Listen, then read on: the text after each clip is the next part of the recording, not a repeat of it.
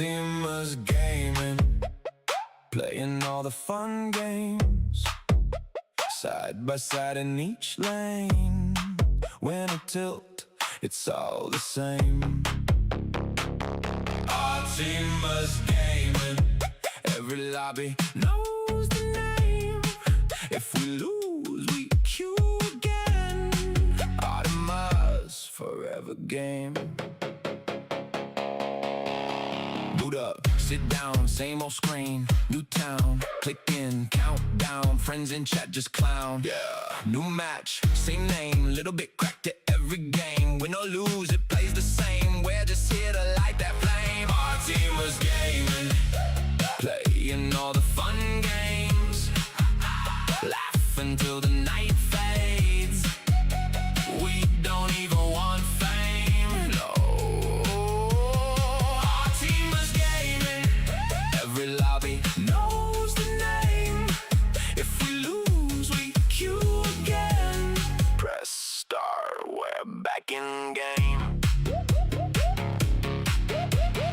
One shot, big clutch, heart rate spiked, it's way too much. Bad ping, good luck, still we're screaming, this is nuts. Clips roll, rewind, one more try, we don't mind. Good vibes, good time, every match a new highlight. Our team is gaming, playing all the fun games, laugh until the night fades. We don't even want fame. Our team is gaming, every lobby knows the name. If we lose, we queue again. Press start, we're back in frame. Chat blows up, spam those emotes. One more round, yeah, that's the quote. Never log off, just hit reload. Our team must lock and load. Our team was gaming, playing all the fun games, side by side in each lane. Win or tilt, it's all the same. Our team was gaming, every lobby knows the name. If we lose, we queue again. Artemis forever game. What's up, chat? How's everybody doing? We are back here on Witcombe Farm Park by Oxygen David. And we need first let's jump to the right damn screen here. Here we go. We need to make some money.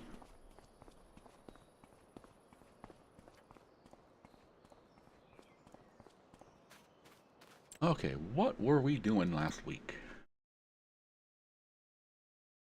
I have no idea.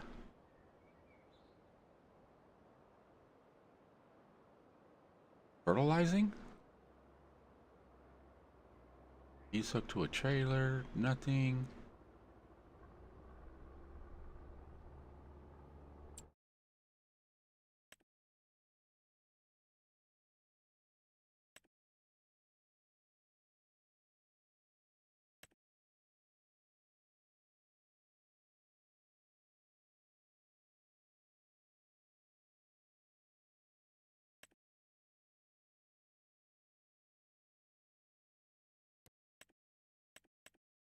Okay,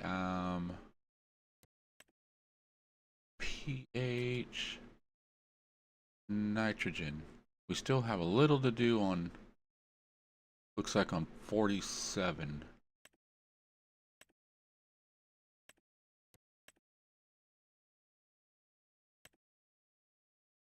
What did we plant?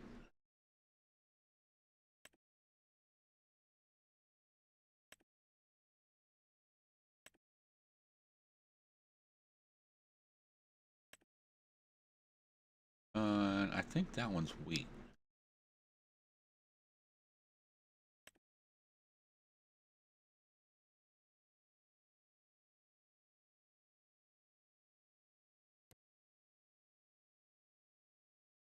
Um, we have like, this doesn't give us a price, does it?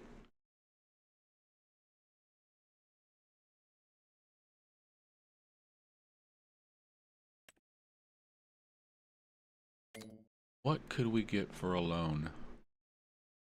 Almost $1 million.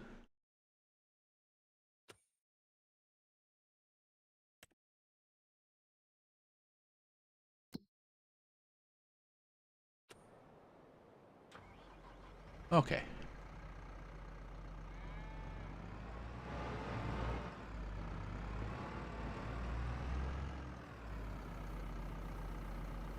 Oh, that's lime.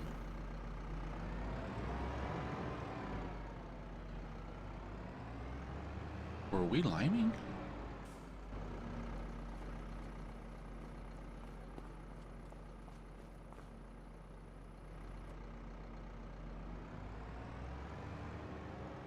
Um,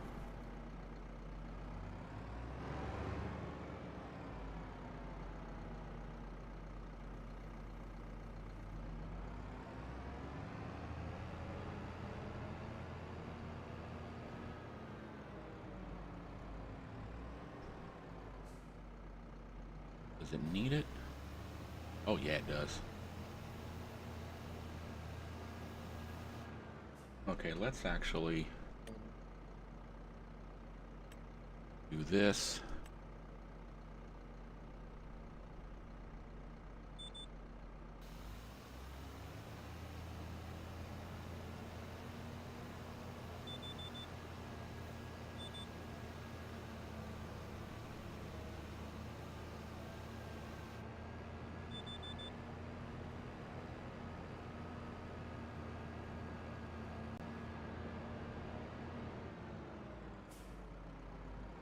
Okay, so I actually need to go into this shed.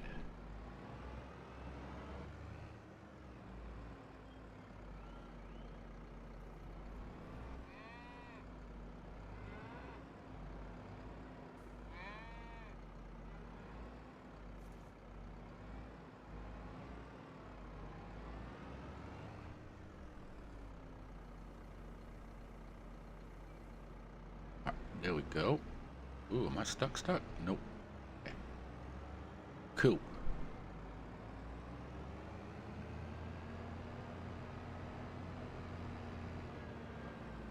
Let's come this way.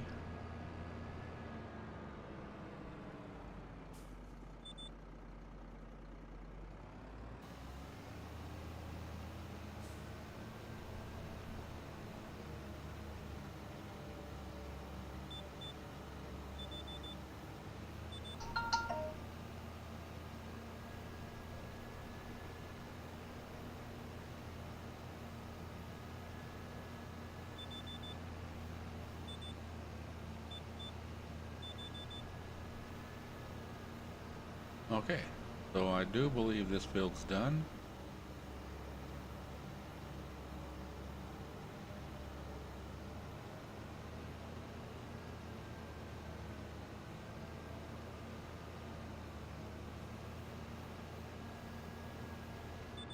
Okay, cool. So everything's fertilized.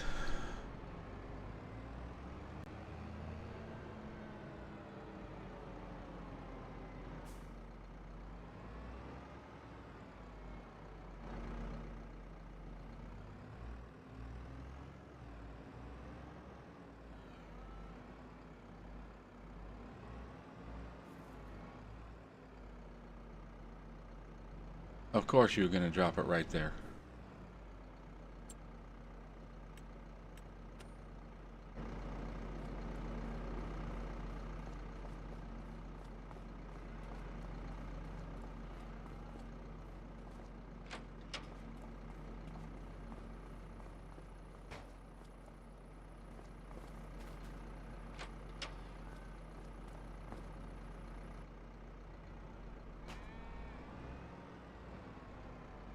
Alright, let's load up on lime and get what we can get done.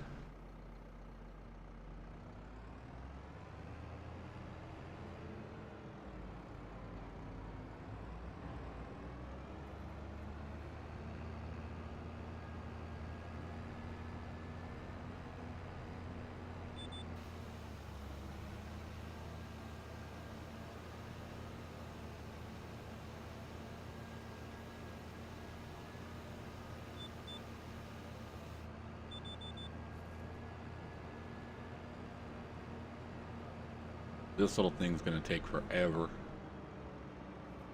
We're gonna do like 50 trips.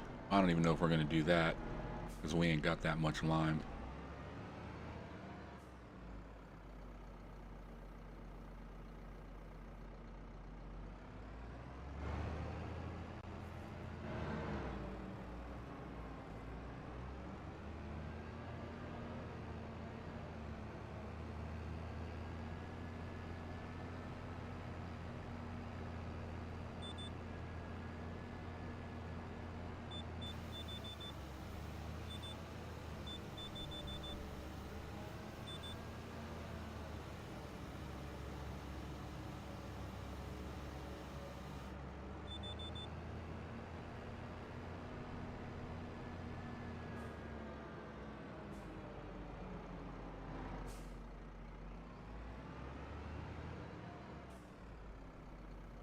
I feel like we're doing more time loading and driving back and forth, loading and stuff than we are actually spraying.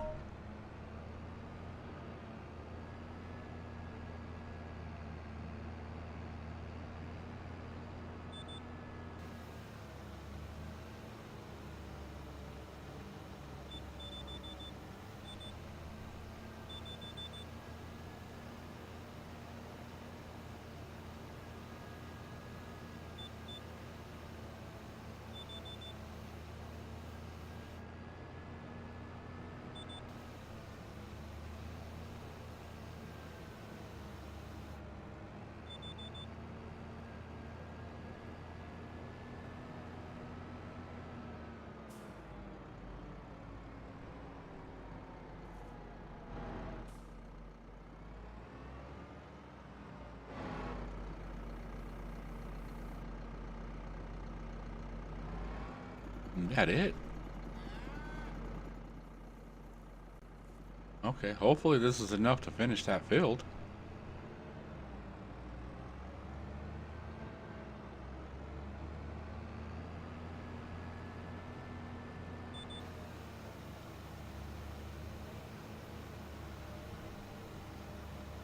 Nope.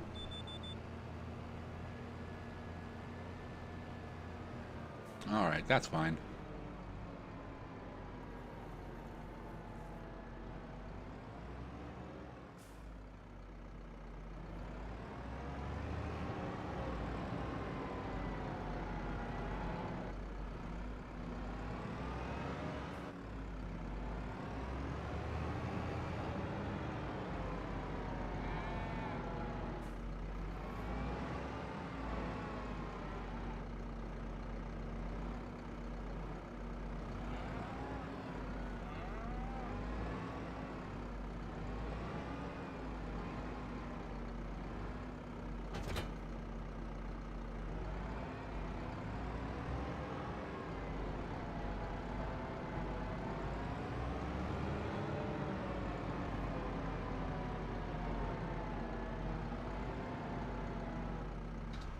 Okay, let's see if there's actually any contracts or anything that need to be done. Some cultivating, some fertilizing. What do we got to harvest? Carrots, parsnips, spinach. Any big money? What do we got? Big money. Parsnips. Oh, more parsnips. That's gonna take forever. Peas.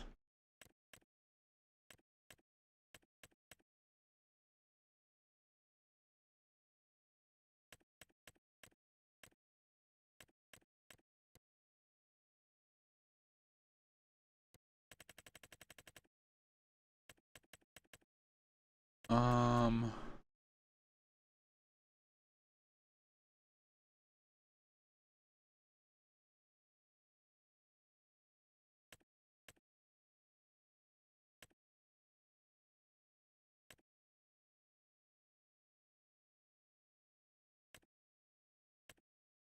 you know what we could do? Where are these? We're looking at 36 and 30. Oh, they're both side by side. Let's do this.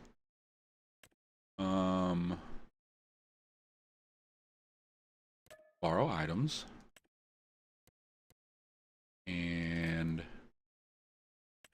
Borrow items.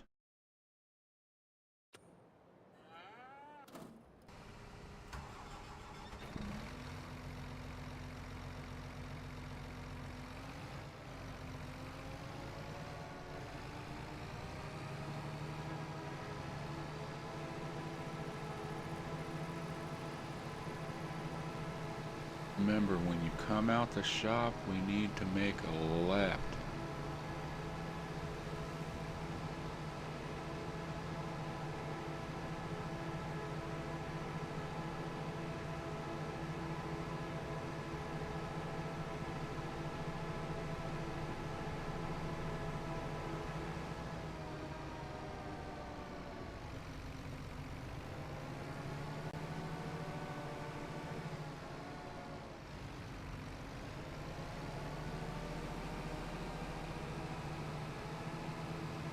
Oh my God, stop, dude. Stop, stop, stop. You ain't gonna make it. Oh, that was close.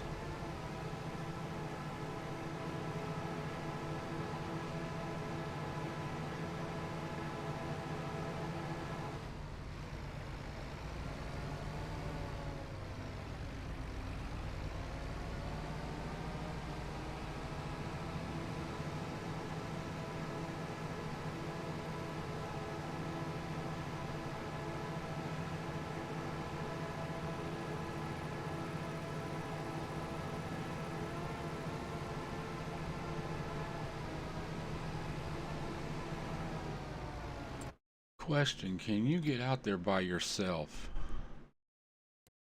Okay, set destination. And we're gonna go 67 because it's the biggest one. All right.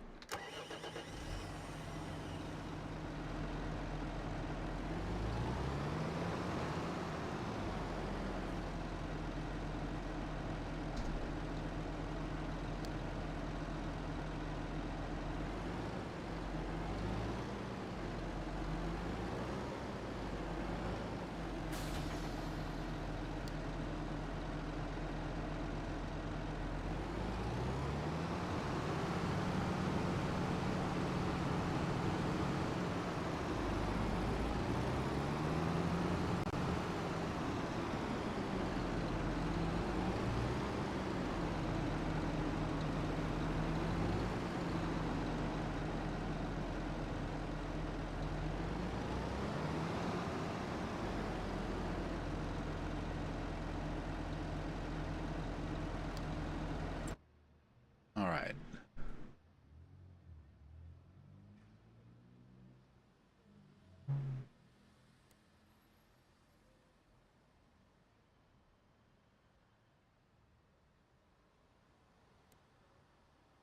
Oh, it's going. So far, so good. Now, what about you? Are you gonna make it?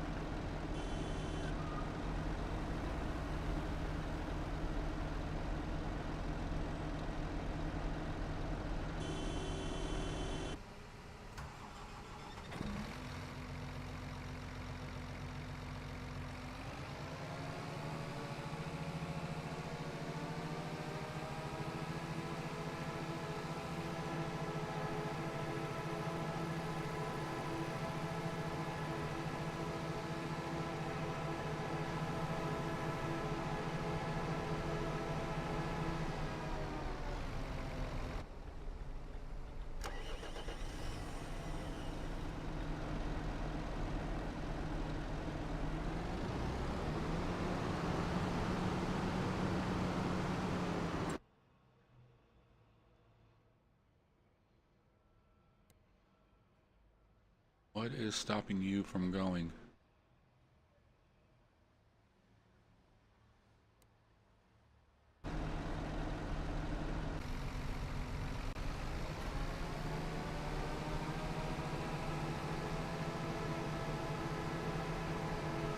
What is he blocked by an object? There is no friggin' object in his way.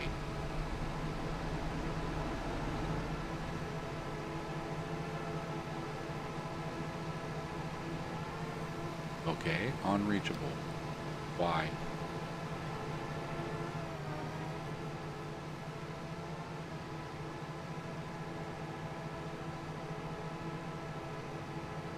Oh, nice roundabout, but it's not complete.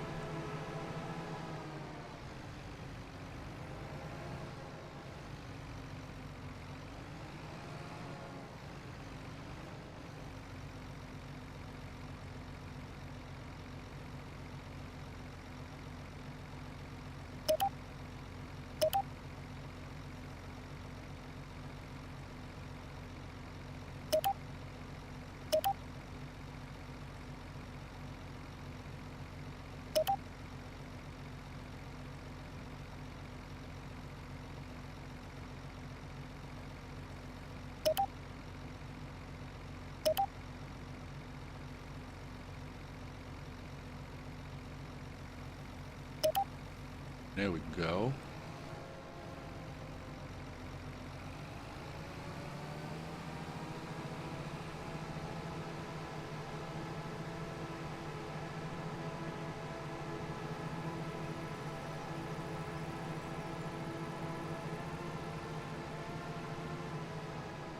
All right, now the other guy made it from here. He's almost up there. Where are we at?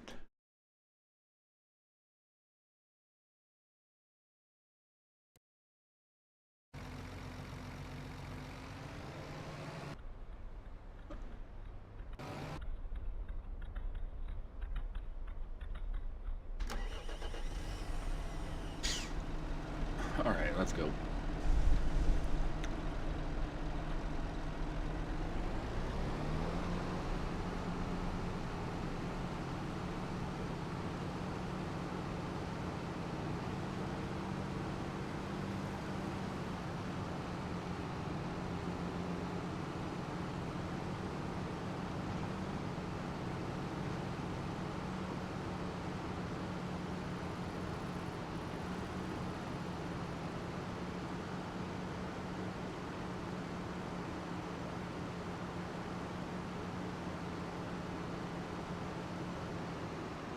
Yeah, thought so. Okay, so we need to go from there to there. There.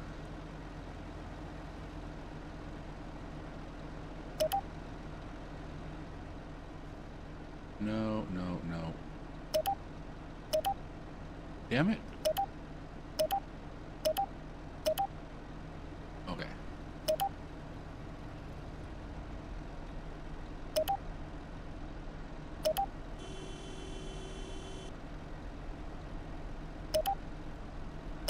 And that way.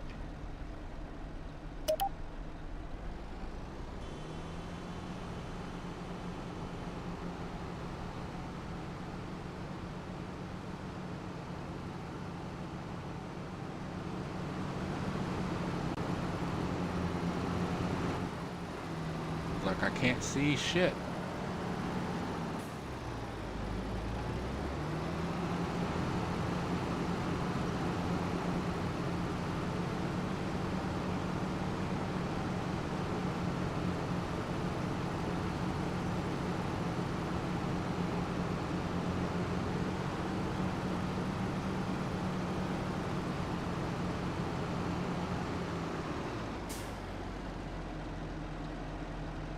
Let's mark this one.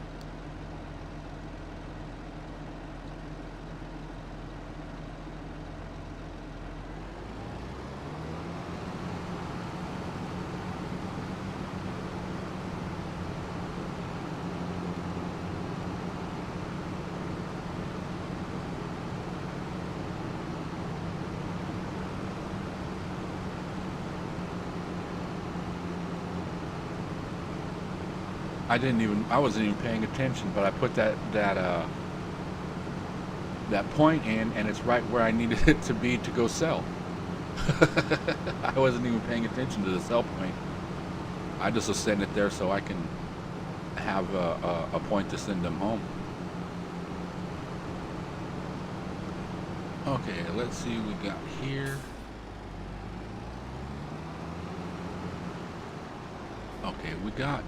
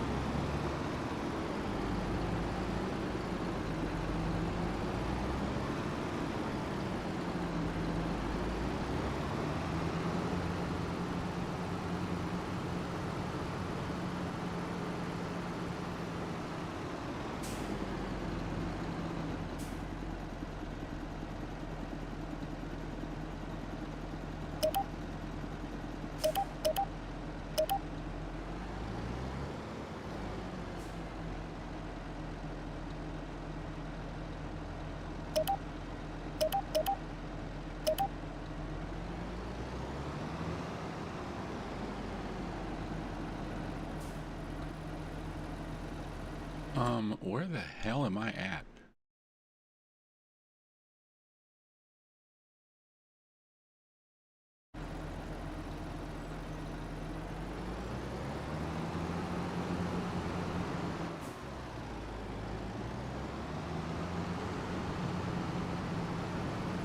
I was just looking at the map and worrying about the auto drive and stuff and wasn't paying attention to where the heck I was at. Okay, what do we got here?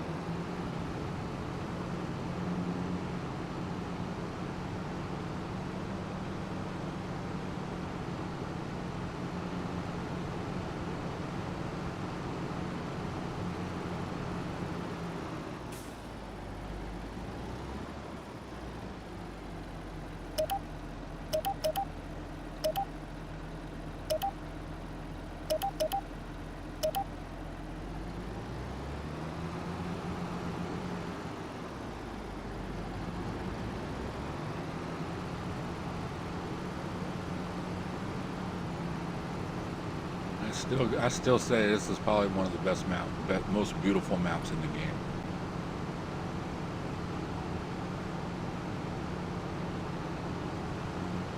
Oh, missed my turn.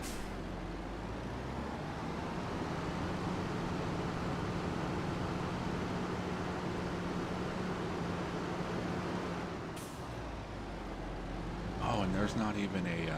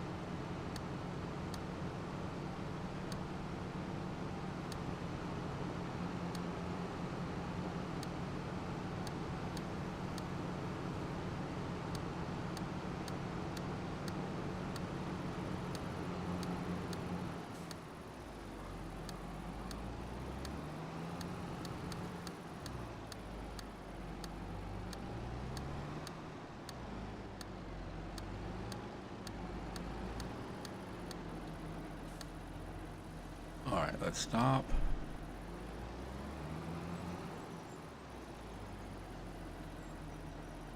That a little that way.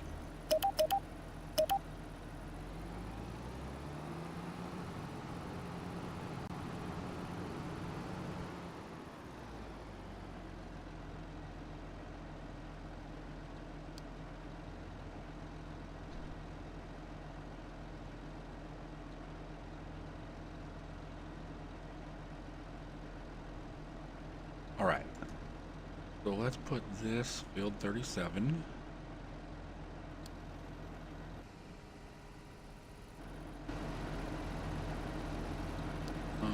This is going to be field 37.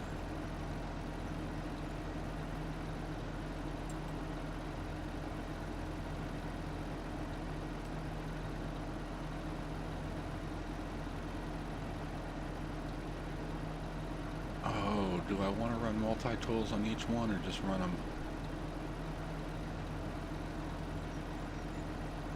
And that'll be 6.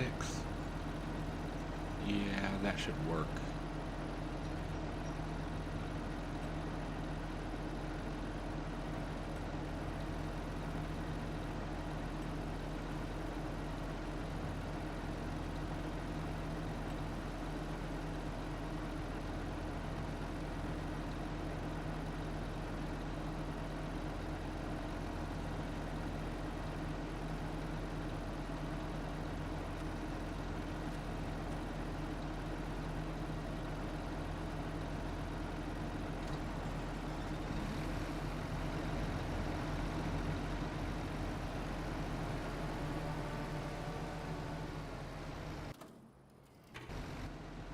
let's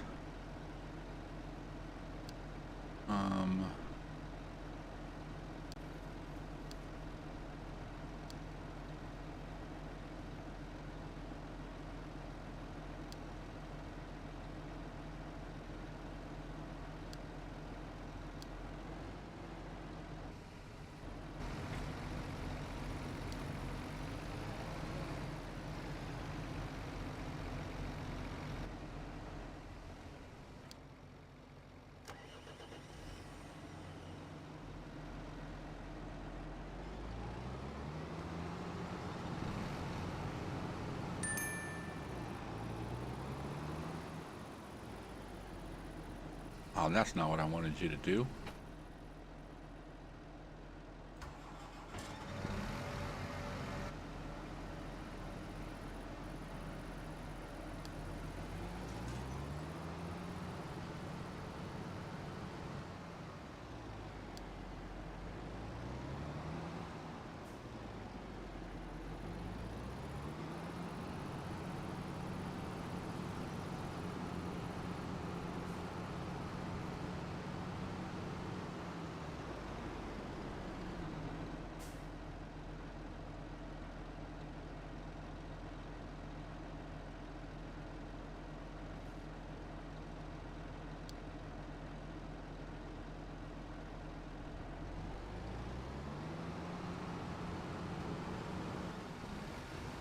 Okay, we need to offset that.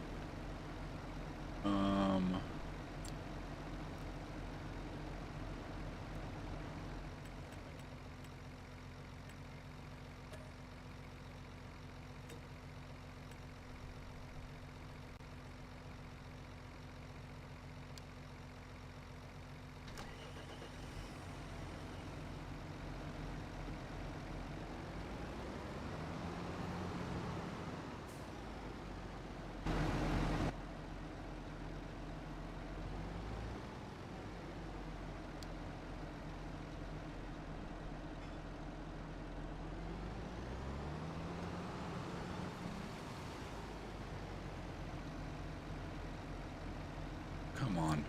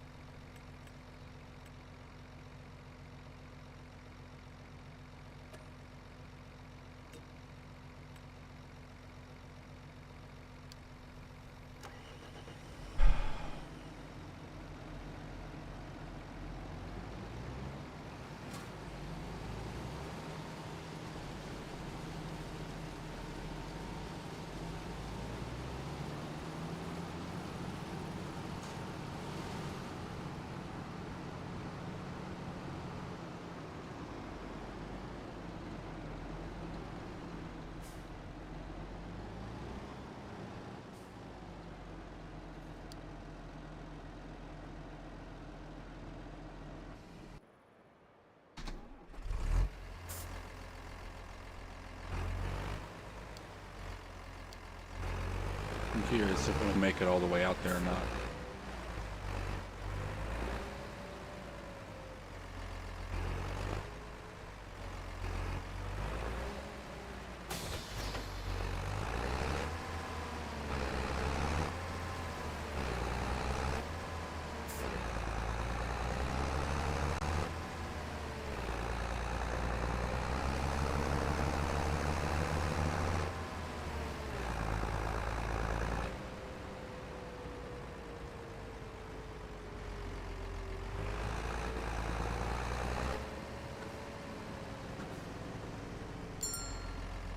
Of course not.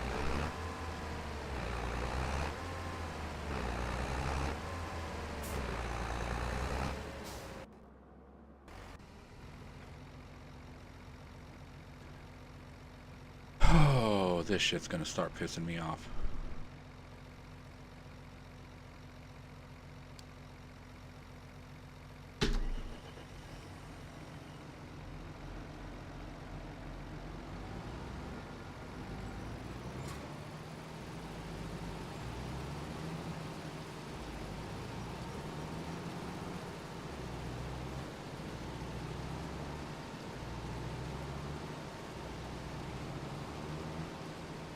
Are you even fucking cutting?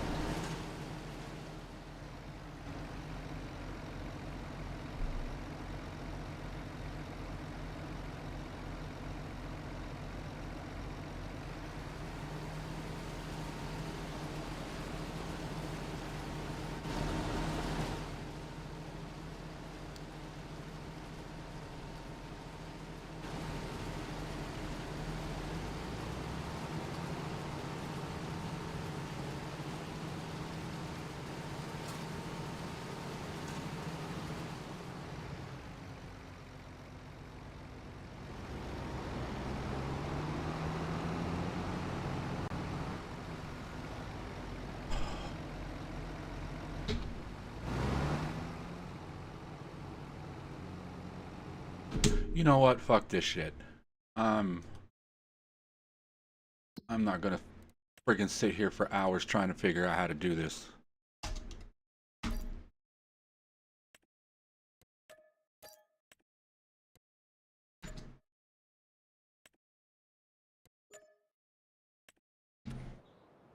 Yeah, and you ain't taking my $2,000 fucking either.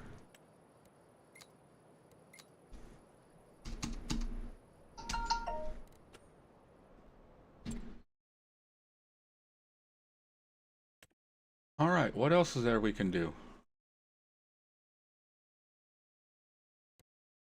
Let's do this one. Hey, Benji, or Charles. How you doing?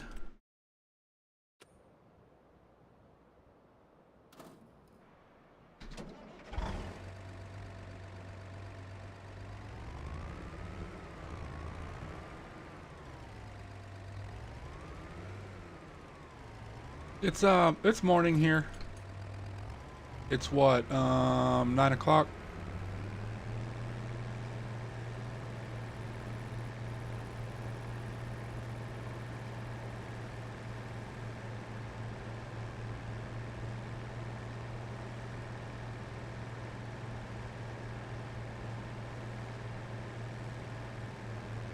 Okay, now the question is where am I going?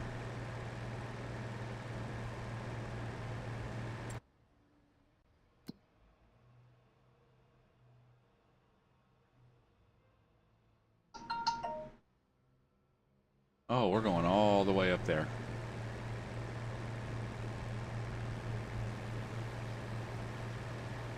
Doing good, trying to stay cool. Yeah, I know I need to go shut my house up here in a bit before the heat starts coming in. It's supposed to hit like 95 today.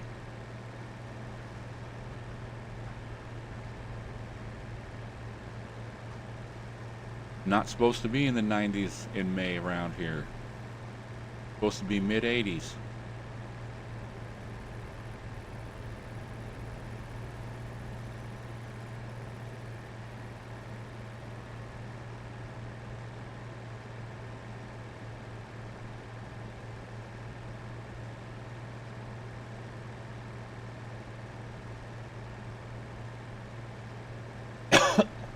Well, my Saving the Family Farm series is done. I had such glitches on there last night, or was it yesterday? Yeah. I tried using Courseplay and it wasn't working, and I ended up deleting it. But later on yesterday evening, I went back in and put the game back in, restored the game, and went back in to see if I can mess with it and save it. I even tried taking off Courseplay, and when I would just even try to hire a worker and send a worker, the tractor would take off and I would stand there floating and I couldn't do nothing. I couldn't move. It was freezing up my keyboard. Parts of my keyboard weren't working and stuff. So I don't know what was going on there.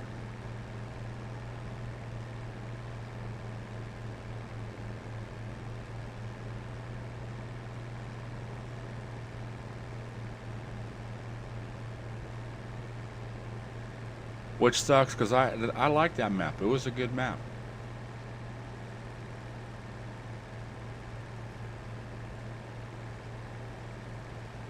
Plus, I was having a lot of lag on that. I mean, I'm probably even having low FPS on this. Where am I at? Yeah, it's showing I got 4 FPS. I mean, I know it's moving. It's not that bad.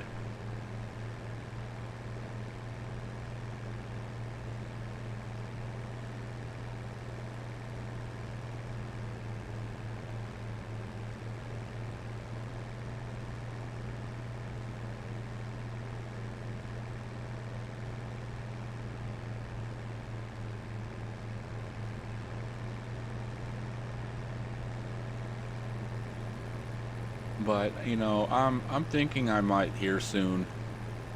I need to upgrade my GPU because I'm only running a 3060. I shouldn't be having that much issues. I can understand on the bigger maps and everything like that, but then again, this map has a lot of detail to it.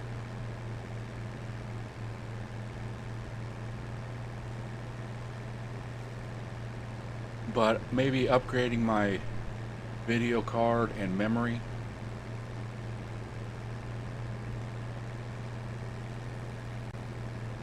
Because I got, what, 30? No, I don't even have 32 because one of mine went out. 24 gigs of memory or something like that, because I got 3 slots. I have 3 slots filled instead of 4. Because my very first slot went out on me. But I've been thinking of upgrading to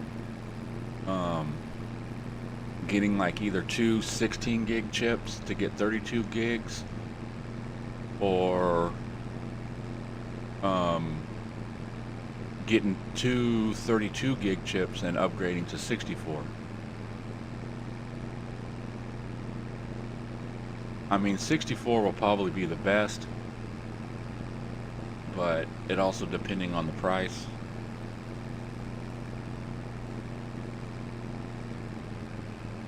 But I think I'm going to do GPU first.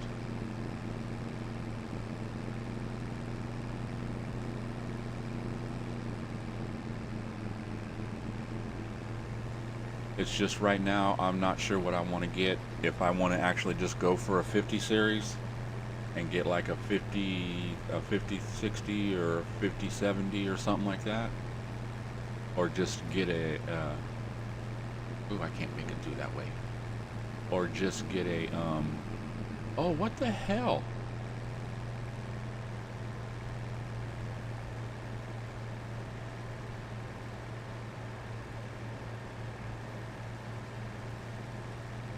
People put up fences everywhere.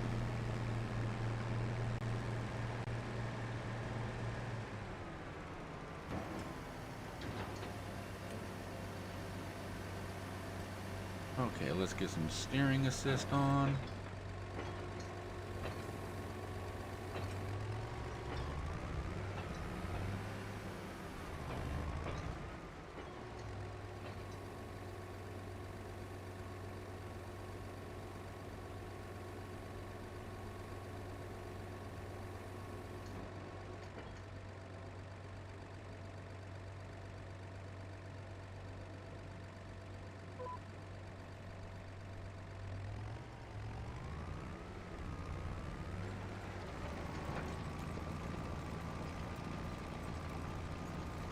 And then I was watching some YouTube this morning, and I want to say it was Scruff or what, I'm not sure how to actually pronounce his name.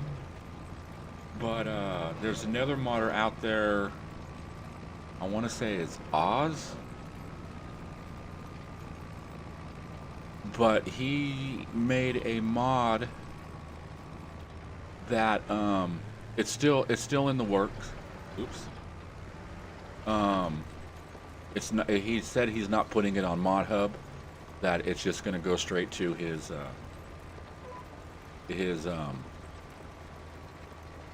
GitHub or itch.io or whatever it is. But it's called Construct Anything, or Construct Any Building. And I was like, Oh my God. I watched a video and seen how it works. It's basically you can take any building, a cow pen, chicken pen, any production, and lay it down, and it converts it into a constructible. And he even added a little more to it, to where there was like labor cost in there, and stuff, and you know, it'll automatically build over the time without adding supplies to it. But if you fill it with the supplies that it needs, it reduces the overall cost to building.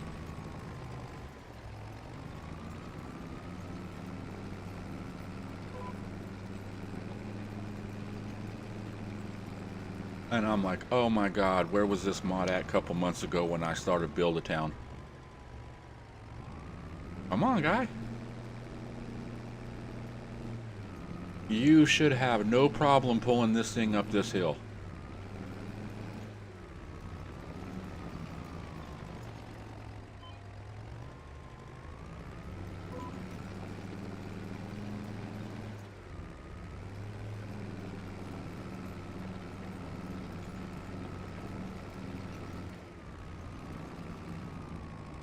Oh, got a phone call from the church, or from school. Let's see. Be right back.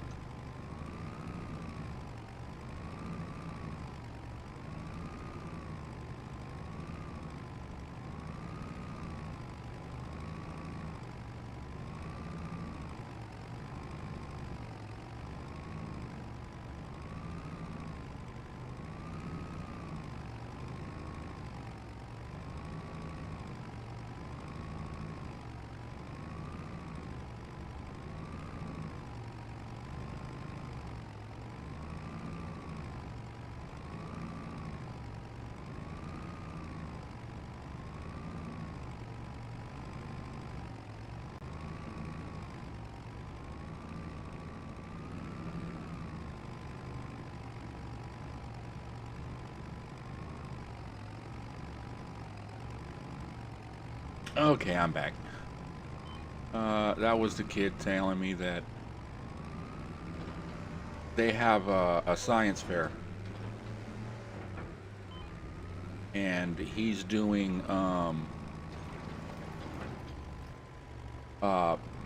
bouncing bubbles,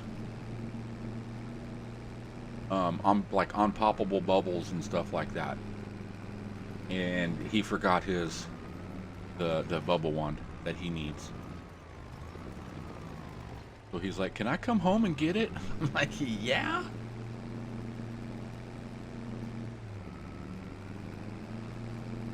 Oh, this is becoming a pain right here. I don't know what's going on with me this morning with this map.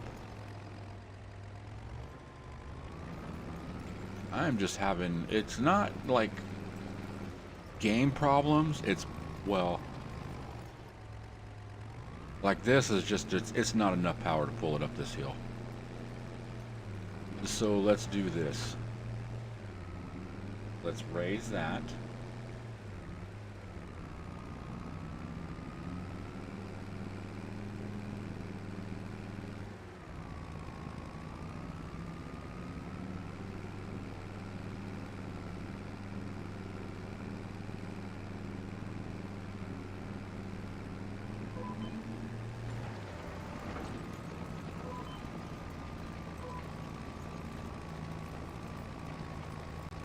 So we will do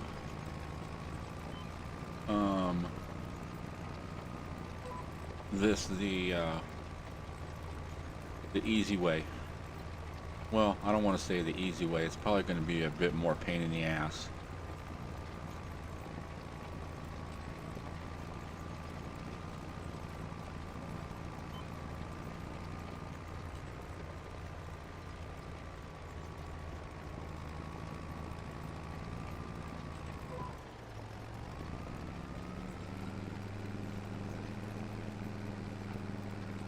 Because you ain't going to be doing all that great going this way either, are you? Yeah, going up hills and It's just not working for you, is it, buddy? But that's fine. We'll just come to the top, we'll turn around, and we'll head down. We'll cultivate downhill, just drive back up and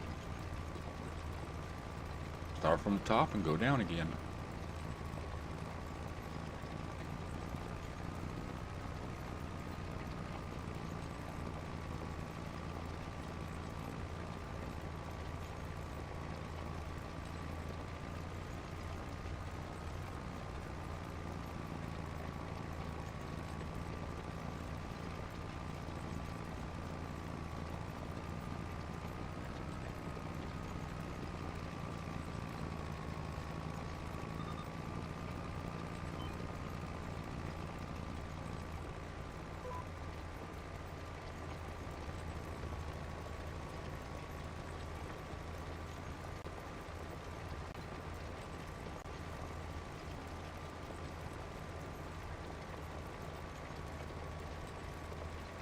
Yeah, but it's the science thing that he's doing. They got a science fair and stuff next week, and he's doing bouncing bubbles or unbreakable bubbles or something like that. You're supposed to. He was messing. Him and his brother were playing with them last night, and came in here yesterday and had a bubble on his hand.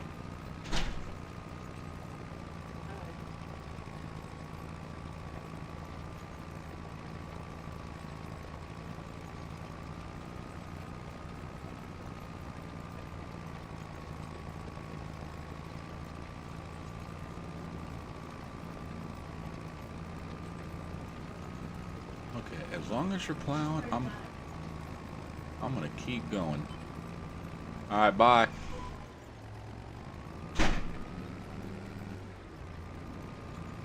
Okay, so going this way don't work.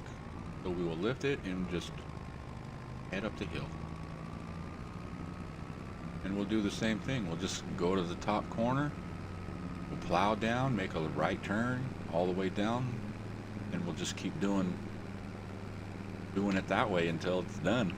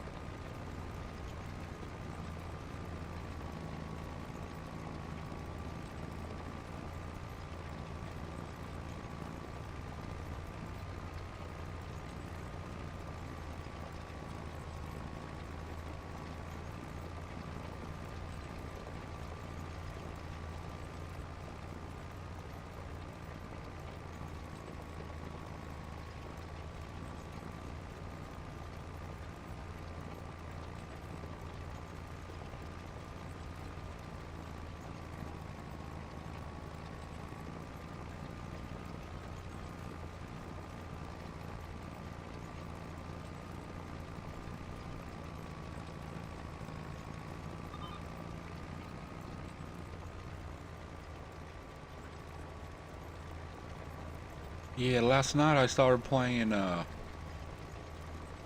Restaurant or Restaurat. You're basically a rat that has like this little restaurant that's underground or something. I don't know if it's underground. No, your house thing is underground. That's right. But you got like skeletons and goblins and stuff that come in, and I'm like, what the hell? Why would a rat be feeding goblins and,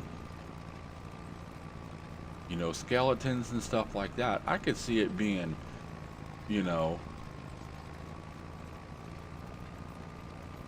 like other rats or you know, squirrels and, you know, other little rodents. But I was like, goblins and skeletons?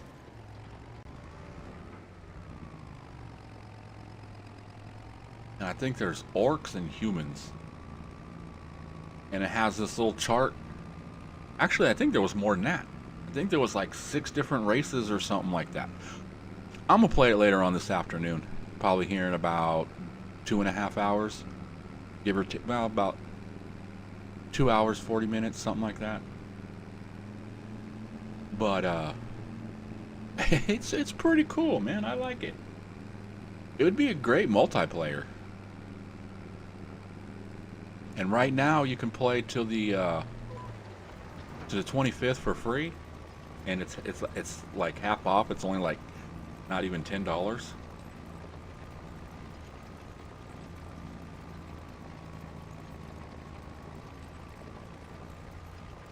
But I believe you can play till Monday. What is today? Friday. Yeah, you can. It's a weekend free. But it started. I seen it yesterday. It's one of those games that I've had on my wish list. And when I wish listed it, it was not out yet. And then I didn't even realize it was already out. And yeah, I just seen it popped up on my main feed, showing that it was a free to play till Monday.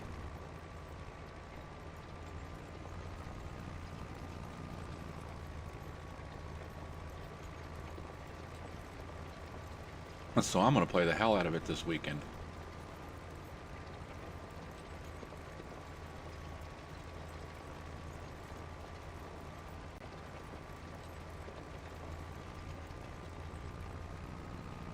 Oh, let's see. Can I go up this way without struggle?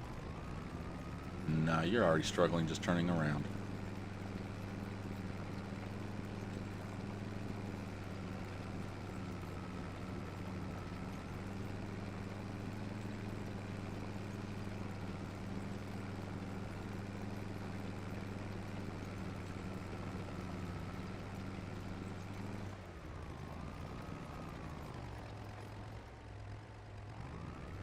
Yep, I knew you were gonna have trouble.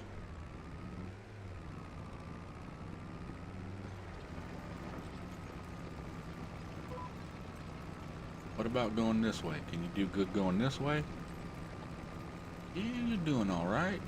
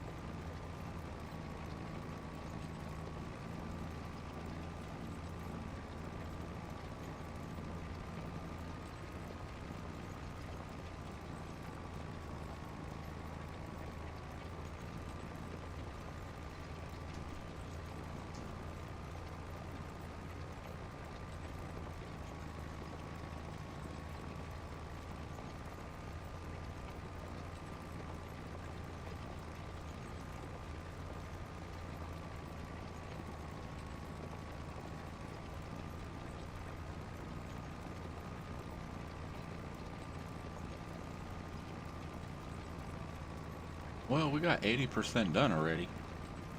This is actually going faster than I thought it would.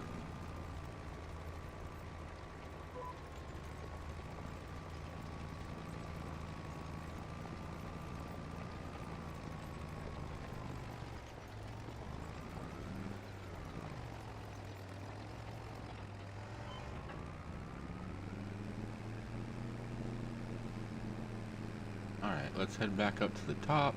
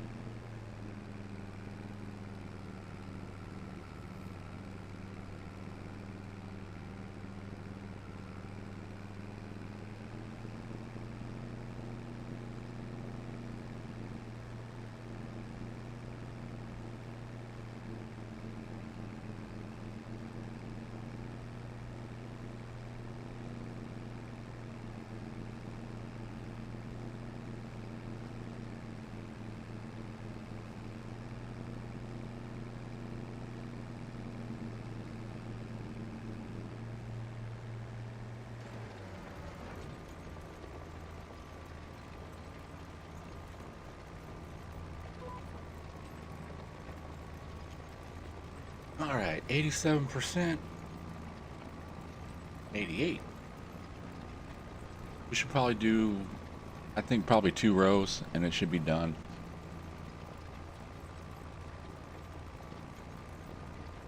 It should be.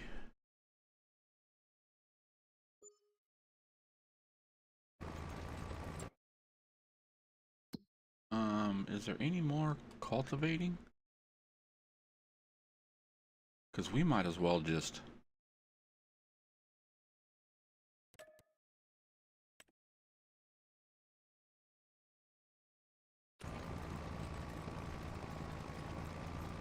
get them all.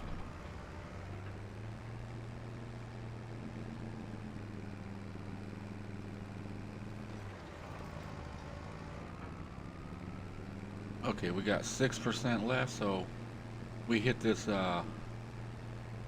this row right here. We'll probably get about halfway down it and be done. And we'll head to the next field.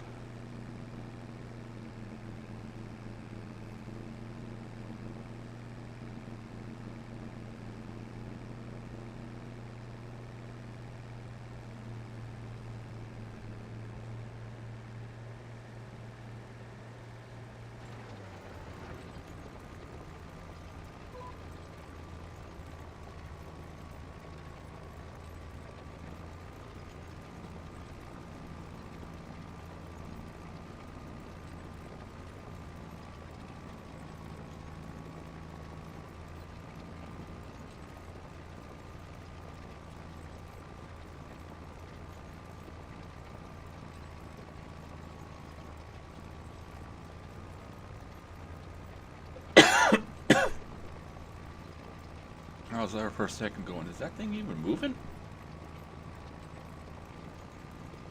I figured we'd hit 100 on this. But are we even going to hit 99? Oh, there's 99.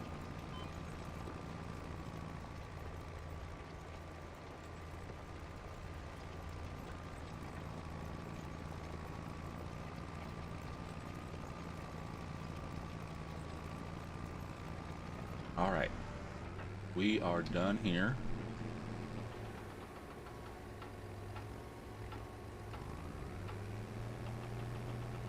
I'm not going to complete it because I want to keep this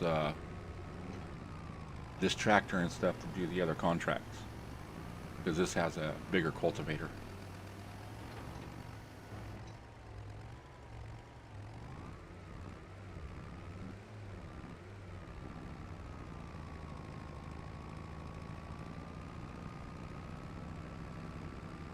Yeah, I got to remind myself to stay out of field 10.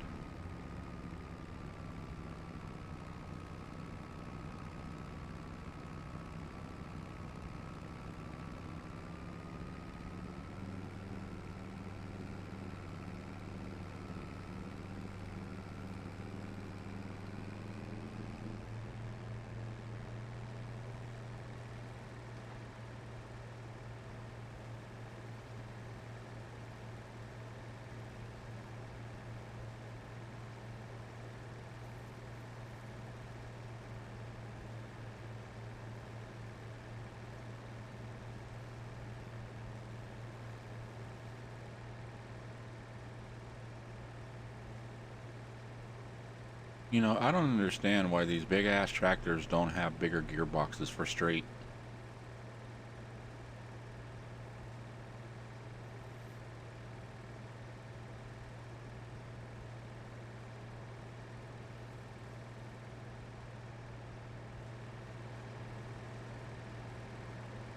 Oh, get on the left side, not the right side.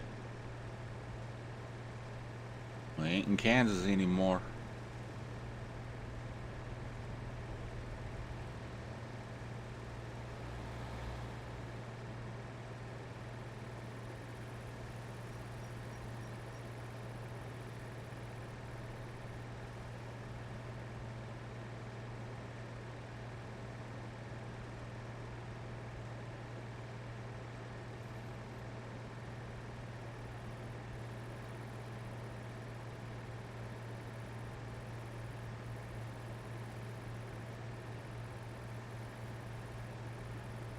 But yeah, I was saying about the family farm. Um, I still want to do the series. Let's see. Before we go too far, let me see where the heck I'm going. Um, 52. 52. Why am I saying 52? That's 31.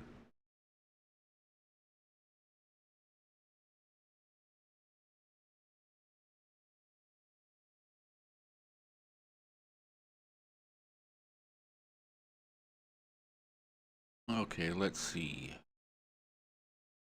I'm thinking I turn right here and go. Oh wow, did you see that? How my mouse just went here all the way, jumped to the corner? I think my mouse is going out.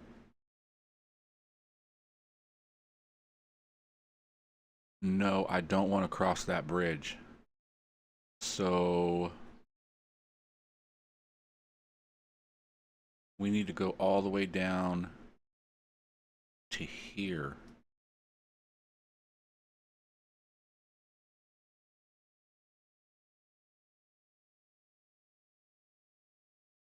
No, we don't. Oh, nobody's behind me. Somebody's behind me. Oh, piss off. Don't honk at me.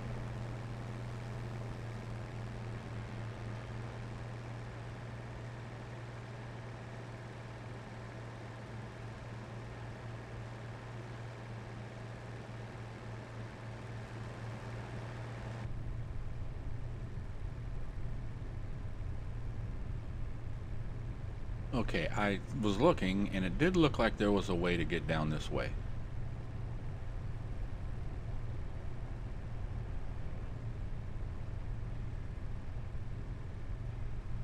So I'm thinking I need to come this way and then right up here I'm gonna have to bust a hard left. Well, I don't know if it's a hard left, but I need to bust a left.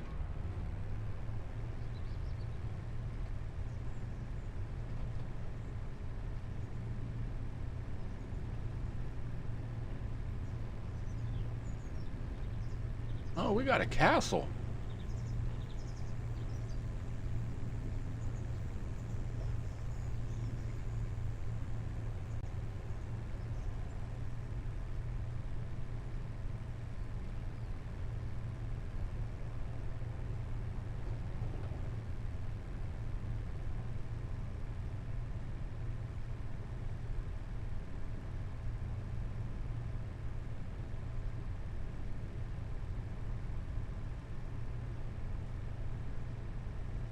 Alright, I do believe that this is the right way. And then we get up here and there should be a road and we need to stay straight. Okay, I guess there isn't no roads going off. It just goes somewhere. I don't know. Now the question is how the hell do we get into this field? I think, is the gate right here? Okay, I'm gonna see.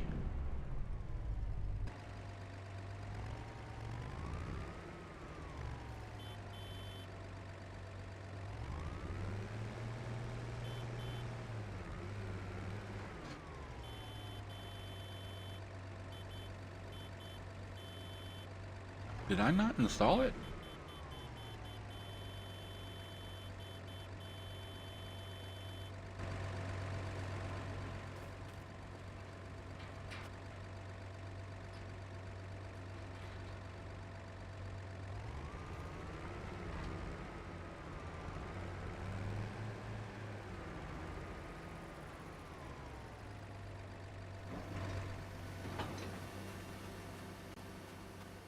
Okay, that ain't gonna be in my way.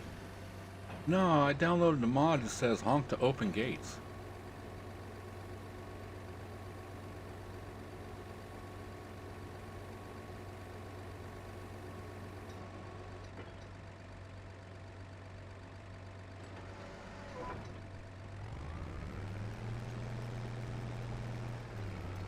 Alright, let's get started on this field.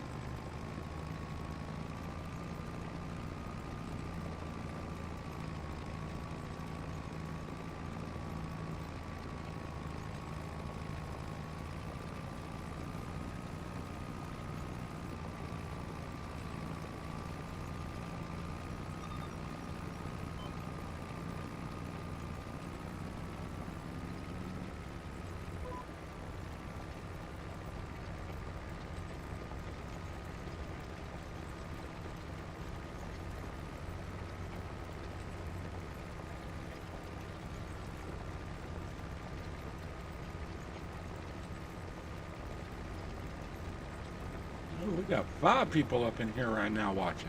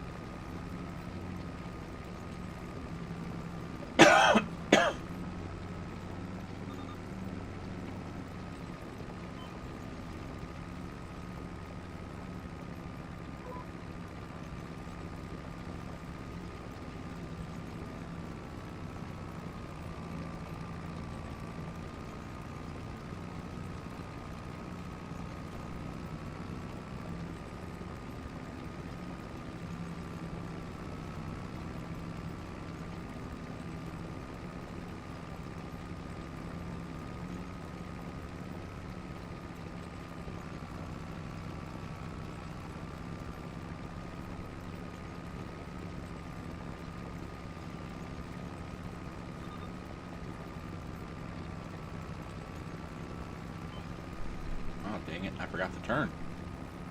Should have just stood on the headlands.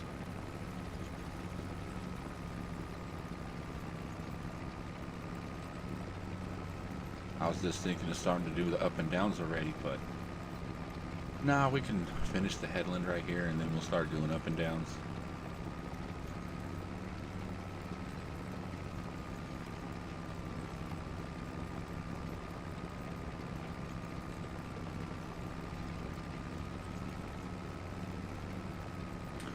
Well, dang, I say I got 5 people and everybody left. Bye.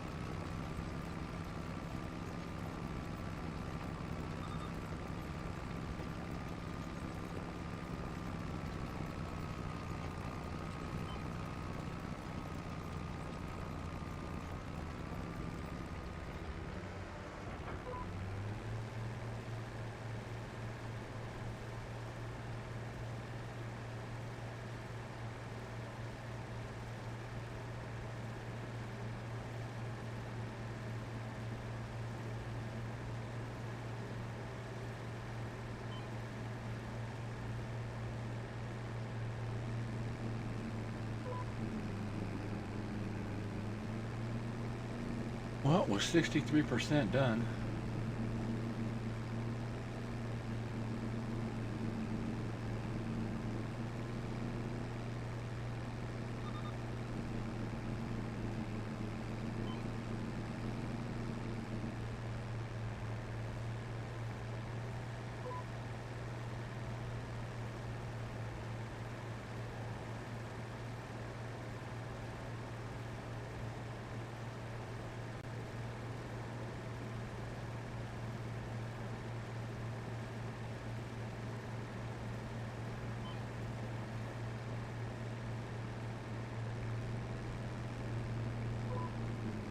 Oh my God.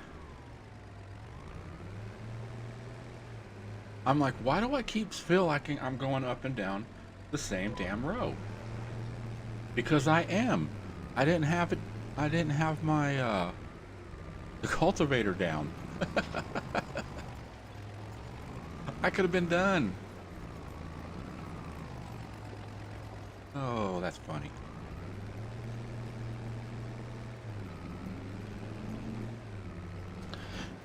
Oh, the stupid shit that I do.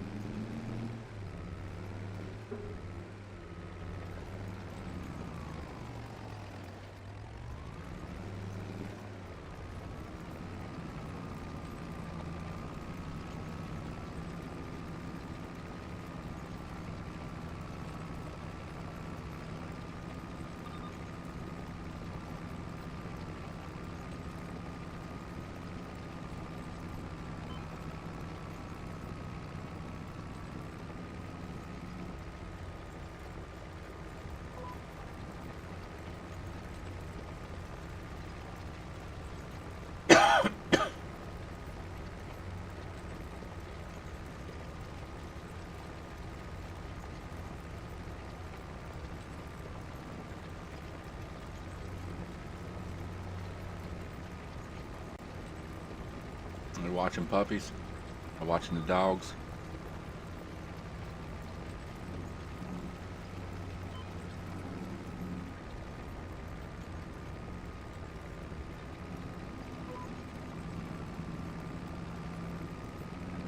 Yeah, my kid came home with a dog the other day. I sent him across the street to go to the store just to get some drinks and stuff. And he comes walking home. He's like, "Hey, Dad, this dog followed me." I'm like, "What?" Walk outside. It's a full-grown damn dog.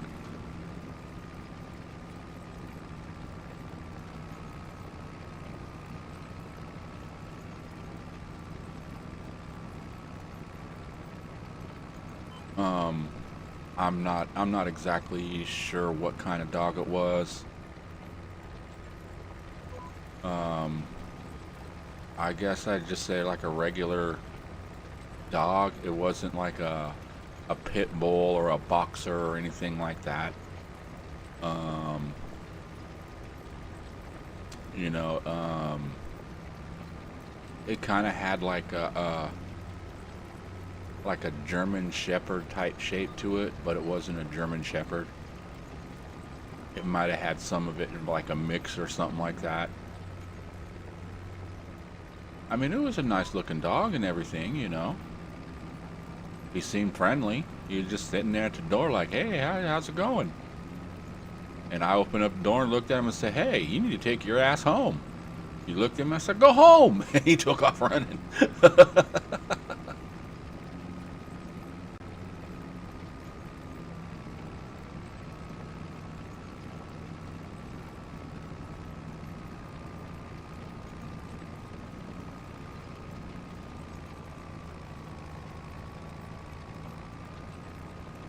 But yeah, my kids trip out because there was our neighbors down the street got dogs, and one of them's a pit bull, and we were walking home and it was out, and it started coming at the kids, and I was with them, and my middle boy took off running, and I jumped between him and the dog and yelled at the dog and started going at the dog, and my kids are like, damn, Dad's gonna fight a dog. I'm like, damn right I will.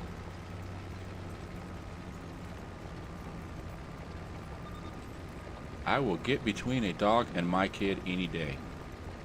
No hesitation, not even thinking about it. My kid ain't getting bitten by no damn dog. That's like a couple weekends ago.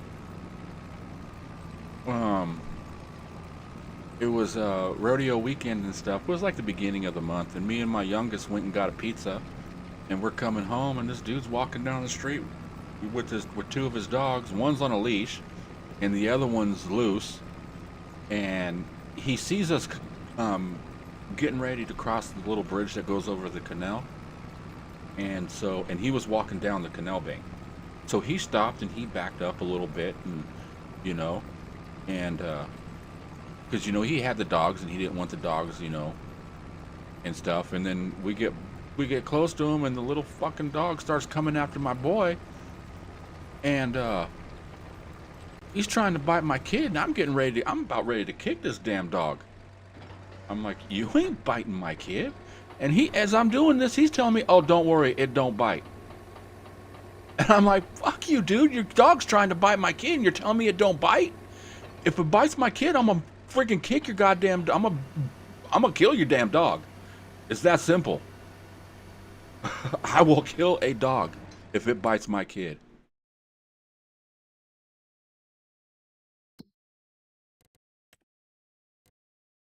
Okay. But yeah, he trying to tell me, oh, it don't bite, as it's trying to bite my kid. Okay, let's see. That should have gave us a little bit of money. 35,000? What time is it now? It's 16, that make it like 4. That could be a sign. Like what kind of sign?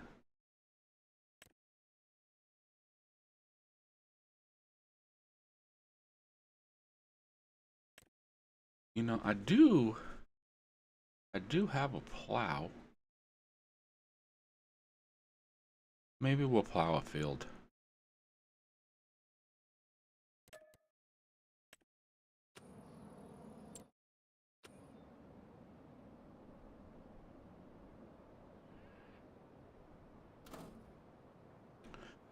Oh, question. Which one has more power?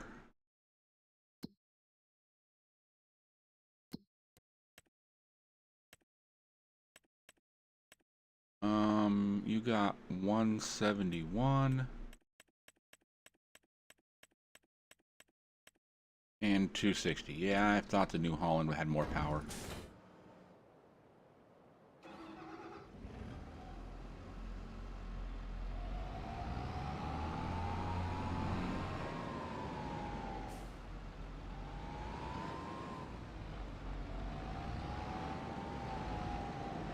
But I mean, if you're saying it's a sign to get a dog, nope.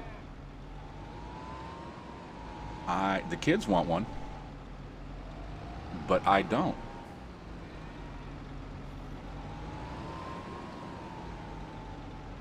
And here's the thing about it is, and why, is because I'm tired of getting animals and for somebody else and having to take care of them.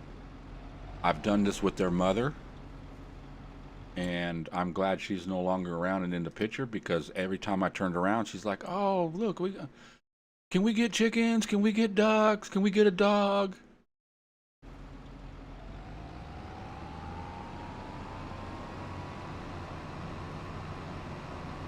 And I'm the one that ends up having to take care of them. If I don't, then they'll die. I gotta feed them. I gotta, you know, give them water, do all that stuff.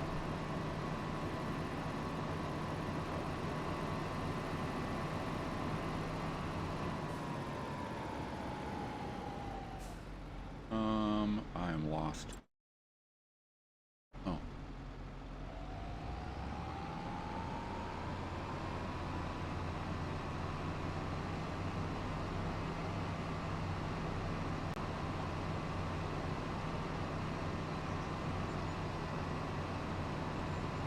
She wanted a bearded dragon. She'd never clean the cage. I had to clean the cage. She's like, "Oh, I'm not touching his poop."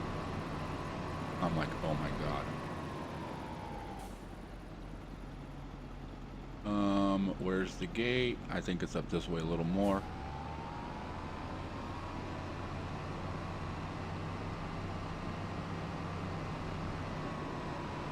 Yeah, there it is.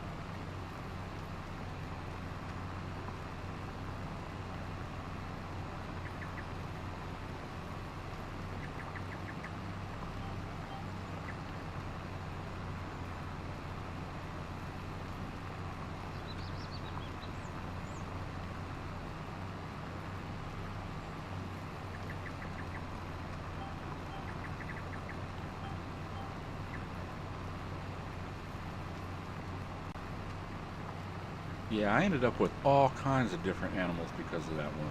Fish, bearded dragon, a dog, cats.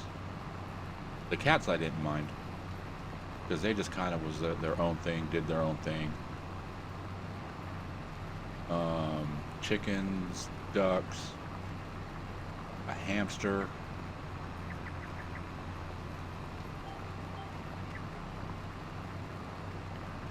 I know there's other ones that I'm missing.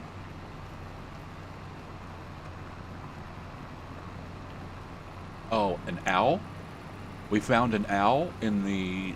I went outside one night. I was going in the garage for something. And I walked out my side door, and the kid's stroller was sitting out there because we used it, because the kid was still a baby. So we would use it to go across the street to the store. We just set him in there and go. But I seen something underneath it in the little storage compartment, like underneath the seat, and I thought it was a cat. So I was gonna go over there, and I was like, "Hey, kitty!" And I looked down, and it had some big ol' eyes, and I'm like, "Wait a minute, you ain't no kitty." So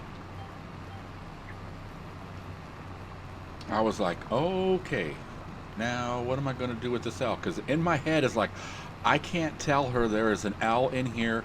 If I tell her, she's gonna be like, "Oh, we're keeping it. We need to go into town and get a cage and put them." I'm like, so I just came in, and got online and started looking for like well, not like forest. I was thinking forest ranger, but it wasn't forest ranger. It was like started calling animal shelters and stuff like that, and wildlife preservation people and stuff. And it was 7 o'clock at night, so I knew people weren't going to answer, but I left messages, and yeah, nobody ever called back about the owl.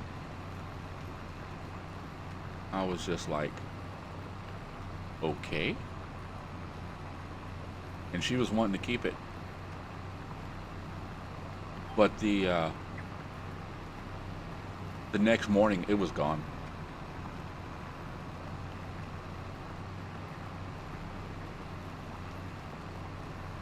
And so I was like, all right, cool. But I know where its home is at. It's right across the street in the there's a grocery store right across the street from my house, and they got a sign out front, and yeah, the owls live in that sign. It's a big old giant S. It used to be a D, and the D used to stand for Dunn's Market, because that was the owner's, was Terry Dunn. But yeah, I watched that store go through quite a few people. It was a great place when Terry owned it, and then he sold it to one of his workers, and she ran that place into the ground. I mean, it was horrible. My grandma was like, she'd go to that store like 2-3 times a day for stuff, and all of a sudden she was getting in her car driving, you know, a half a mile across town, half a mile, maybe a little bit further than that, maybe about half a mile, over to the other store to go get milk, because she didn't want to go over there. You walk in that place, it stunk. It was just, she just ran it into the ground. And then oh, what the heck is his name? I can't think of what the owner's name is now. But yeah, these new owners came in, bought it, and they closed the store down the store wasn't open for like 2.5, almost 3 weeks. And went inside, it had like a new section of refrigerators. They left pretty much everything else the same, but they added like a because they only had like one small section in the back corner, like over by the produce. It was like between the produce and the meat department for drinks, and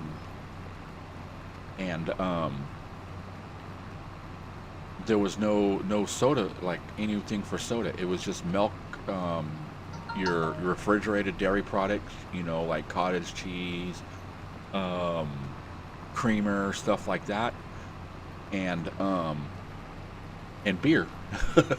there was no refrigeration for sodas and stuff in that store.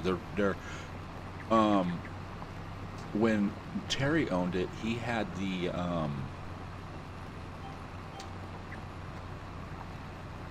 old school like glass door refrigerators and stuff like that you would see, you know, back in the day, that, you know, back in like the 40s and 50s, like the early in-store refrigerators and stuff like that. And it was like it was like the size of a refrigerator, but it was like a Coca-Cola or a Pepsi box and everything, and then it had a glass fridge or glass door on it and everything. But he had like 10 of those in there that he had that he kept his sodas and stuff in. But when they got taken over and the other girl bought it, they all died and stuff, because I asked the people about them, the new owners and stuff like that, and I said, what happened to the old refrigerators and stuff? He's like, none of that stuff worked.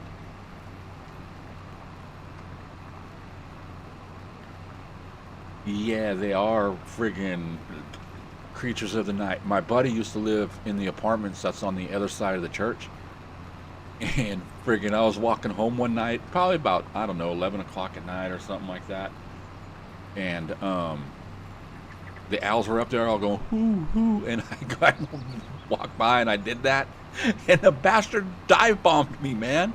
He started, I was like, I ran home. I was like, I'm getting attacked by an owl.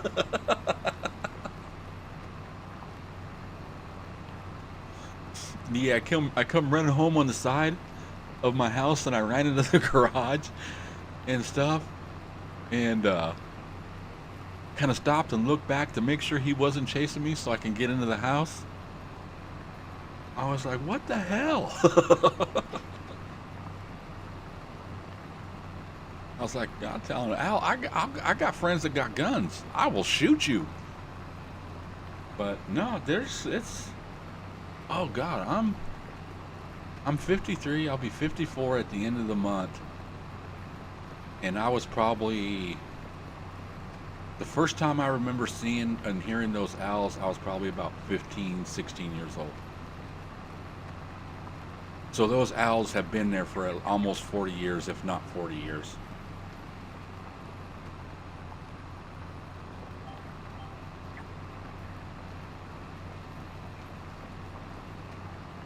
And I've seen, you know, the big ones. I've seen little ones come out of there. At night, I'll see little owls flying around and stuff.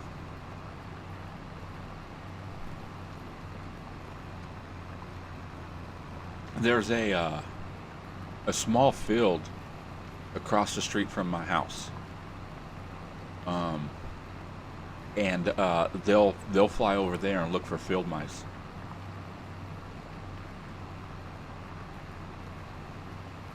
I'll see them sitting over there and dive bomb that field.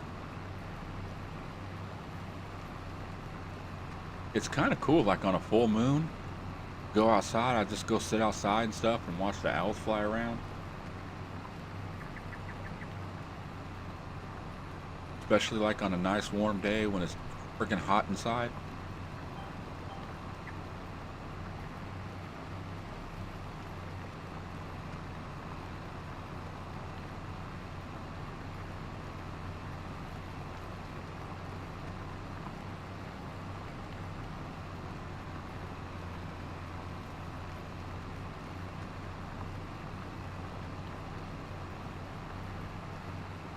But yeah, so my ex did see the owl. She wanted to keep the owl, and I was like, nope, I'm calling people. And the first person that calls me and everything like that, then yeah, I basically just called a bunch of places and said, you know, hey, here's the situation. I'm not exactly sure what to do, if I should like try to get the owl out of there and bring him to somebody to see if, you know, I don't know if he's hurt, if he's trying to make a nest. But yeah, it was pretty funny that nobody ever called me back.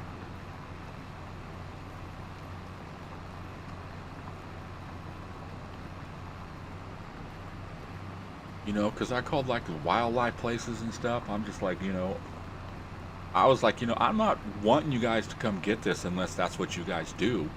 But I'm just trying to figure out what I need to do with this owl, because I don't want to like kill it and stuff, but I don't want to get bit by it.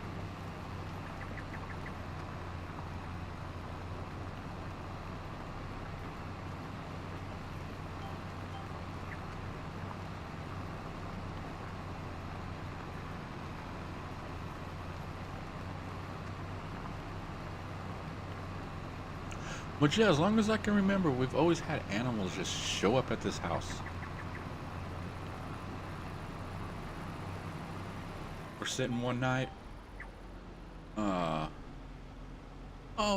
it's winter time, so it gets dark early. Where's the exit? There it is. So, you know, it's like 7 o'clock at night or something like that, and my grandma goes to the sink, get a drink of water, and she's sitting at the drink, and she's hearing these meows, like little kittens and stuff like that. And she goes, opens up the front door and looks outside. And she's like, you know, and I hear her go, huh? And I'm like, what are you doing? She's like, I hear cats. So I go, she's like, I'm standing at the sink and I hear cats. So I go and I open up the curtain and stuff like that to, you know, to look through the window to see if I can see these cats. And sure enough, there is 4 little kittens sitting in this tree that sits in front of our house, because my grandma had this little like a bush tree. It was a tree, but it was small like a bush. It didn't get that big. And it had like these little purple flowers that you know bloomed off of it in the summertime, or in the spring and summer. But yeah, so I told her, you know, they're in the tree. So she went across the street to the store and grabbed them some cat food and stuff like that and started feeding them. We ended up having, I told my grandpa, I said, well, we got cats. My grandpa's like, good, keeps the mice away.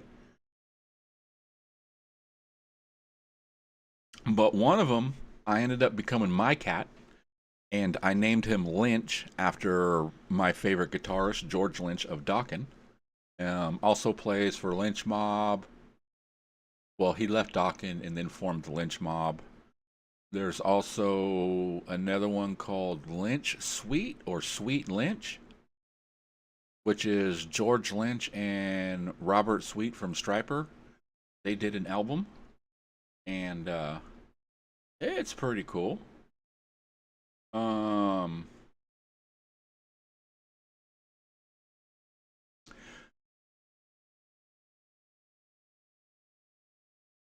There's another one that they did called TNN, which stands for Tooth and Nail. I'm gonna take this contract. I'll borrow the equipment. But it was basically the original lineup, except for the singer, because the guitarist and the singer had issues from Dokken. And so they did I want to say one side of the album and the other side of the album, but some people don't relate to that. So half the CD or half the album was songs that were sung by the bass player, and they were all original songs that they went into the studio and rewrote, or not rewrote, but recorded. And I think it was like 5 or 6 songs that they did, something like that. And then the other 6 songs, or the B-side of the album or cassette, if you're old enough to remember that. But the other 5 or 6 songs were remakes of Dokken songs, because they were all from Dokken. But they got a new singer, or different, not new singers, but they brought in different singers to sing on different songs. And when I bought the album, and I was like, ooh, Alone Again, and I just put the thing in, and I didn't even pay attention to who was singing and stuff. I was like, I want to be surprised. And oh my God, was I surprised. My all-time favorite singer is George Lynch. George Lynch is my favorite guitarist. Sebastian Bach from Skid Row. If you're not sure who, or familiar with Skid Row or whatever, do a YouTube search. You can, I'll tell you what, go now and look for the song 18 in Life by Skid Row, and then come back and tell me how great that song is. So yeah, they had the lead singer Sebastian Bach do a a cover of Alone Again, and I was just like, oh my god, because Alone Again was like one of my favorite, you know, Dawkins songs. As far as like their ballads go, it was probably like their best ballad that they ever did. And don't get me wrong, Don Dawkins is a great singer, a wonderful singer and stuff. Well, let me rephrase that. Early Don Dawkins, back when he was in Dawkins, and it was the original lineup with George Lynch and Jeff Pilson and Mick Brown, and you know, on those early albums, was great. But the later ones, after he left and he's just started like not singing like an 80s singer anymore. I mean, he still did his singing, but he changed the way that he sang. And I mean, it was still good, but it wasn't, you know, it wasn't the same. But yeah, when Sebastian Bach sang that, I was just like, oh my god.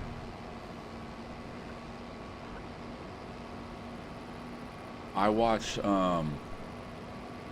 like sometimes I'll watch reaction videos, and there's a I can't think of what her name is, but there's this lady that I watch reaction videos from her. I need to see where I'm going. And she did a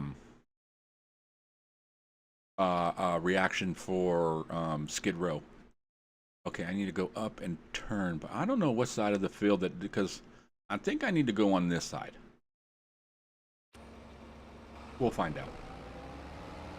But yeah, she did a reaction to Skid Row, and the first one I think she did was 18 and Live, and then she did In a Darkened Room, and In the Darkened Room was the first one that I seen her do of Skid Row, and then I went back and watched her reaction on 18 and Live, and she done a couple other ones too. But yeah, her overall reaction when he first started singing, she's just like, oh my god, the control, and just the way that she was talking about him, and she's like, there's people that have been singing, oh, I went the wrong way, you know, been doing, you know, professional singers and stuff like that don't have the vocal control that he does.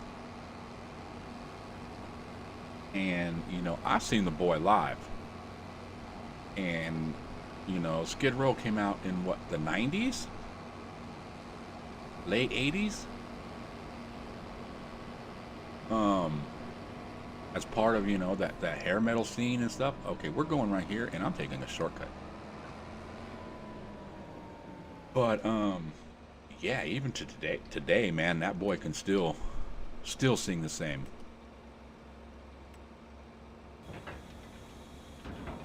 But she was just like, you know, I know professional singers and stuff like that does not have vocal control like he does.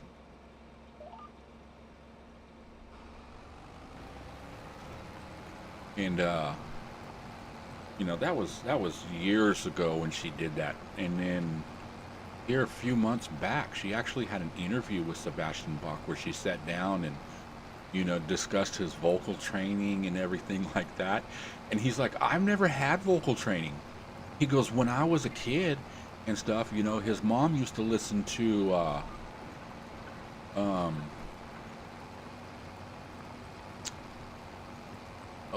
like the Supremes and like 50s and 60s, like doo-wop type bands and stuff like that, you know, where the singers were like really good back then.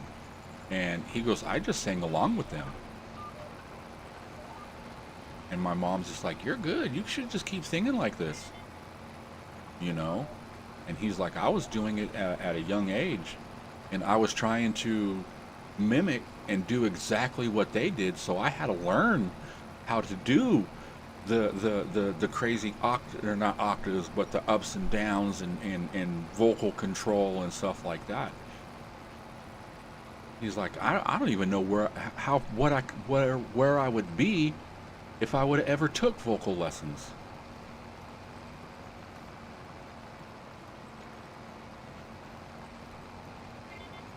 And then he said, you know, when he started listening to metal and stuff like that, you know, he was listening to, you know, bands like Black Sabbath, and then he started hearing bands like Judas Priest, and he's like, you know, Judas Priest is all, yeah, hitting all those things, and he's like, I could do that. So he decided he was going to be in a band, and he was in one band. I can't remember what the name of the band was, but the record company fired the band, kept him, and put him in Skid Row, and got rid of the other band. So he actually wasn't the original singer for Skid Row when they got signed. I don't know who the original singer was, but he was the one on the first album.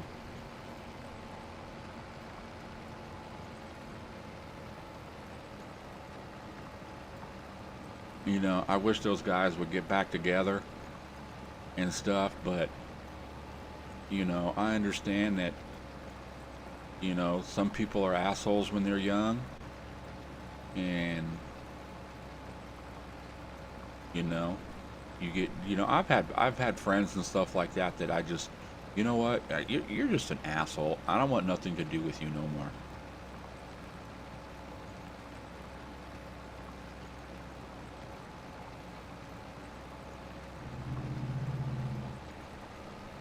But, yeah, he was, you know, young, dumb, got a big head, you know, because they put the album out. The first album they put out blew up.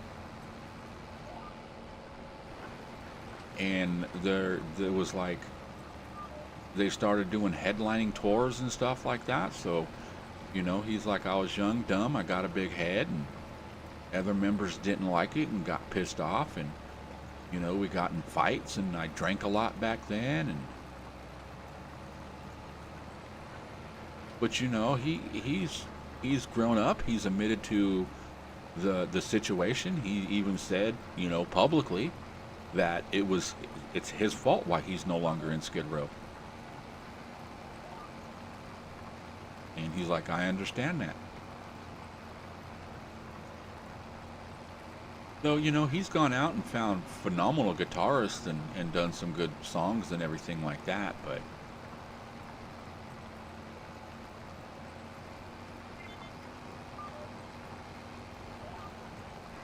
I mean, when it comes to who put out better music, Skid Row after Sebastian Bach or Sebastian Bach after Skid Row, I would say Skid Row.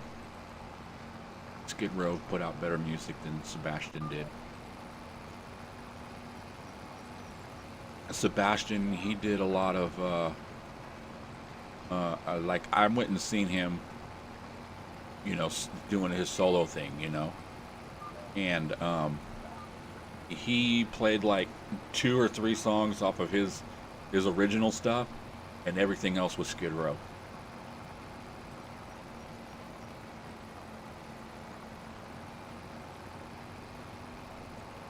Which is fine. I mean, I understand, you know, you were the lead singer of that, and, you know, you put out, what, 3 albums? 4 albums with the band? Was it 4? I know there was 3.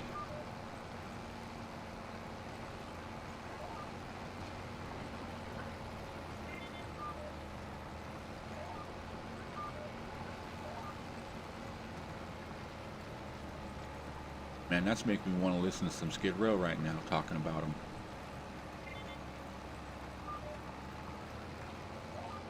But I can't, because if I play it, I'll get a strike.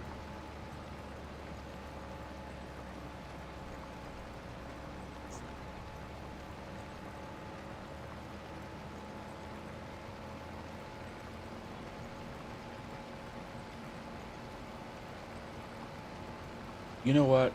Here's my thing and my take. I'm a musician, and this is my take on AI. If I was allowed to play other people's music, if I wanted to play some Black Sabbath or friggin' Eminem or, you know, Ozzy, or just any band, you know, some Garth Brooks and stuff. Why can't I play it in the background if it's low and not get a copyright strike? The way I look at it as a musician is you play my music in the background. You know what that's going to do? Somebody's going to hear that and go, oh, who's that? I like that song. Who's that?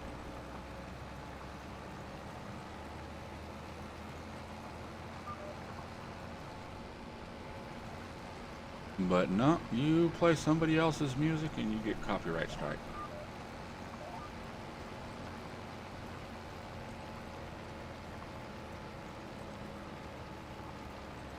I did a cover of 18 in Life by Skid Row. I just did the guitar parts, and it was the music and everything like that, and there was no guitar, and I played all the guitar over it and everything like that, and uploaded it to YouTube, and it got a strike. It wouldn't let me upload it, and I'm like, because it's somebody else's song, and I'm like, how did these other people do it?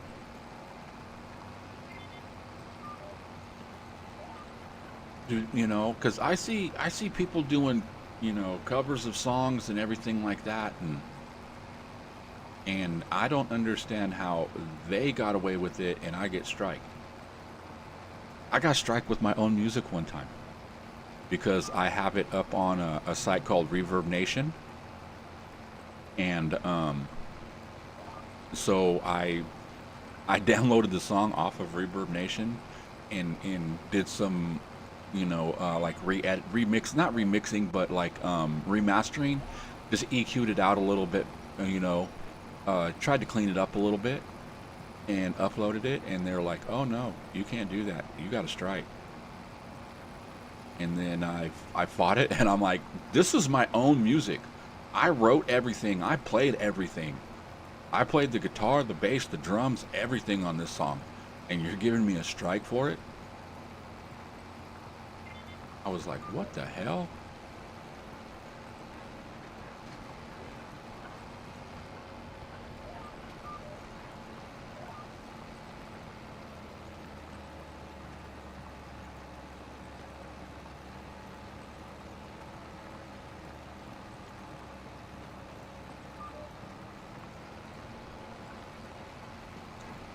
But if you're curious on what song that was, I think it was What Does It Take?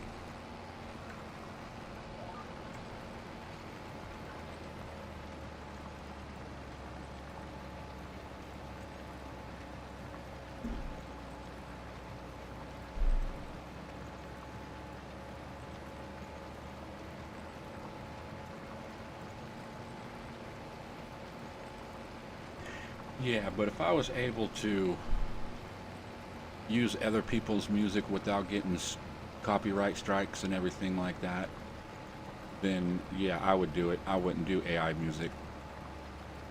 I do AI music because it's quick, it's easy, and I can write something, type it in there, and have it done within, you know, minutes. Well, depending on how long it takes me to type in lyrics or whatever and stuff, but you know, I'm a musician. I've sat here and tried to, you know, I don't want to say tried. I've recorded tons of songs.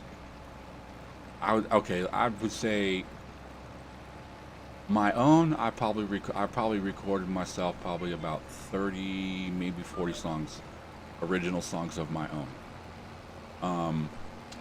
I've done a lot of other people's.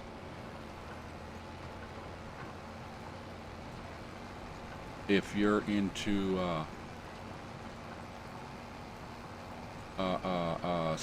Spanish, like Mexican style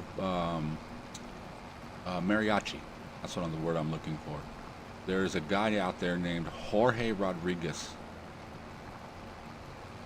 You know what? I should look to see if I can find him and see what he's been and see how he's done. He came into my studio. I used to have a recording studio back in the early 2000s. could not speak a lick of English, and came in. Well, he could speak a little bit. He was, you can tell the whole time. I can tell he was struggling, and he goes, me band, me play, and I go, okay. He goes, you know, you can see he's trying to figure out the words, and he goes, record, uno, dos, tres, cuatro, and he puts up 4, and I said, 4 songs, and he goes, sí, sí, sí, and then, you know, I told him, you know, like how many hours is it, you know, because I do by hours and stuff, and so basically we went in and we did like an 8-hour session, and we did like 3 hours recording. We did 4 songs. We did 3 hours recording, and then we did 5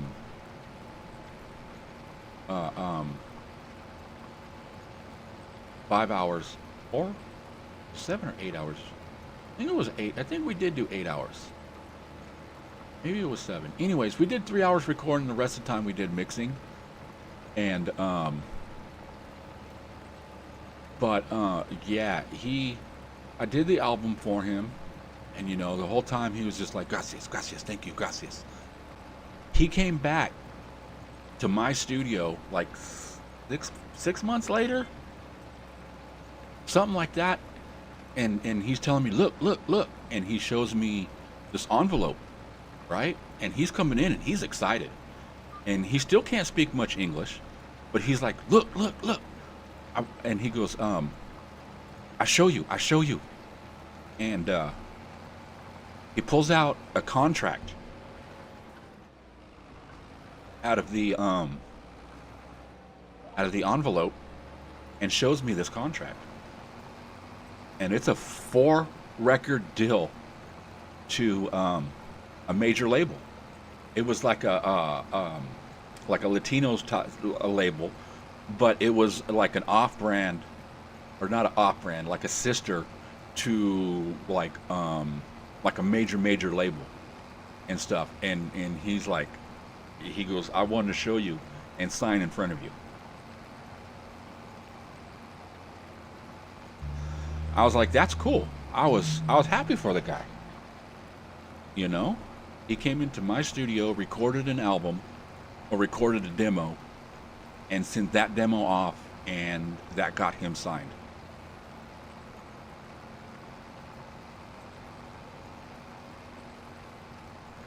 And you know, like, you know, I didn't understand the music and everything like that, or not the music. I understood the music and stuff like that. I just didn't understand the lyrics because I don't speak Spanish. But it sounded good. I thought it was good and stuff like that, you know. The band was really, really good though. They were tight. They did their first 2 songs, 1 take, perfect. The other 2 songs was 2 takes. And then we went back in and did all the vocals separate. And we did his vocals. And then we went back in and did the bands. The band came in and did all the back vocals and stuff like that. And then he wanted to try some other things and stuff like that, and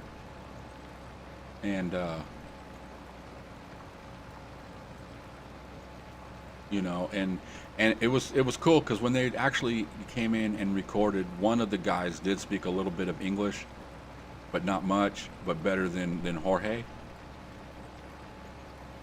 And so it was, the communication was a little bit easier.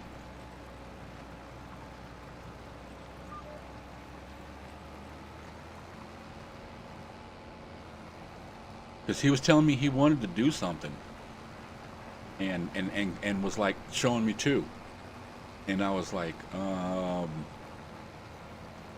you know, because he's doing his vocals, and I'm like, you want to do a second take? And he's like, no take. And then the guy in the studio goes, no, a second a new vocal and stuff. I'm like, oh, okay, okay. And then I set another track up and stuff, and he did like a vocal over a vocal and stuff like that. And I'm like, I don't know how you're gonna do that live, buddy, but you know, he was like singing part of, or like singing over, like he'd sing like a line, and then the last two words he would of the first line he would start the second one, and then that would go over the part of the first one that he did. So these things are like overlapping, and I'm like, no, you're doing two-part vocal harmonies, and or not vocal harmonies, but like you're doing like a vocal duet. And I wish you all the luck how you're going to do that live.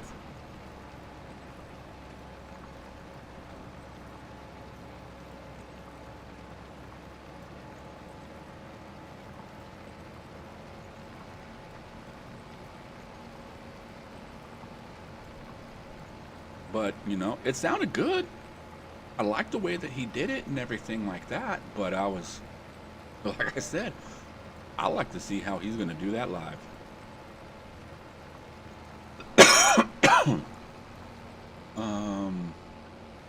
Let's get this upper part done here.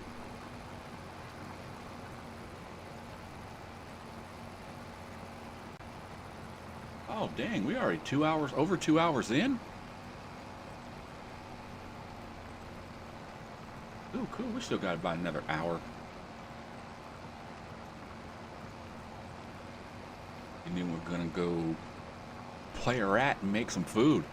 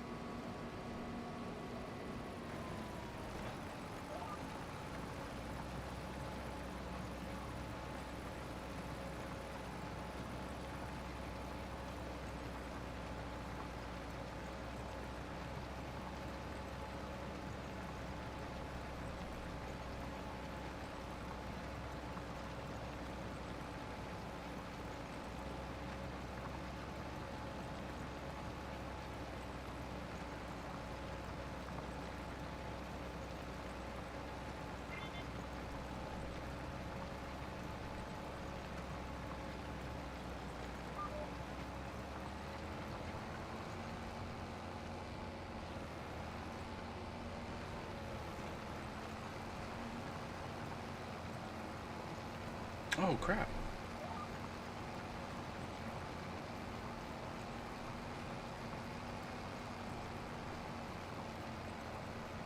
Oh, we almost got this field done.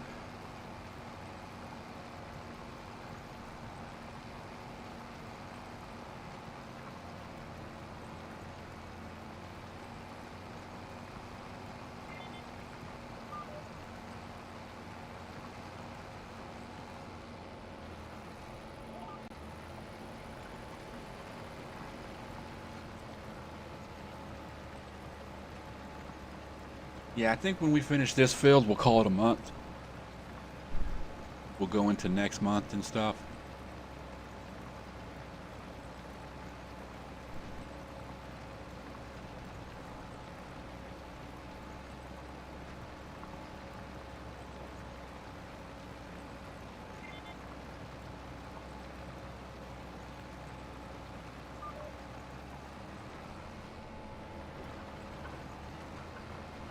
You know, game time, it's already 5 o'clock. It's 5:09.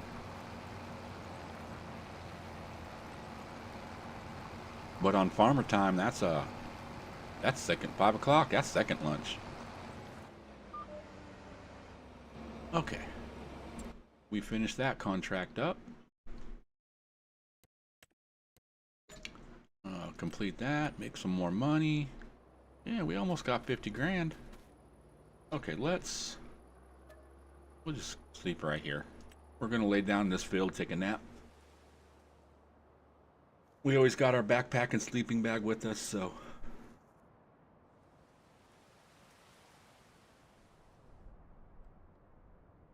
Ooh, dang. It's foggy.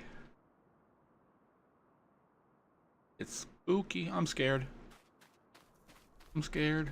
Run home. Boogeyman's gonna get us. Okay. Let's see. More cultivation. What is that? Cotton?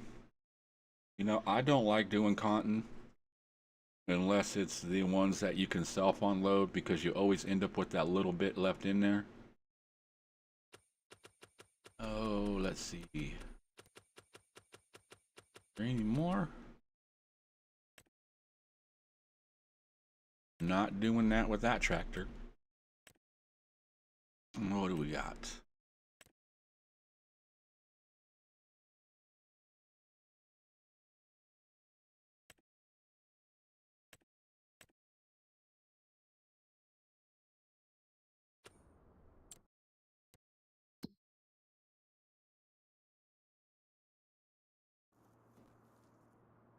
Does anything need to be done on our farm? Everything should be growing, and nope,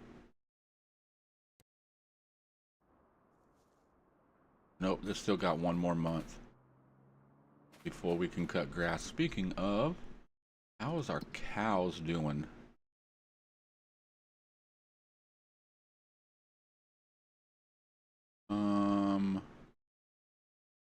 Okay, they got hay. And you got hay.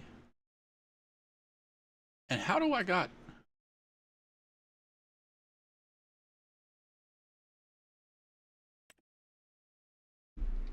Where the hell are you at?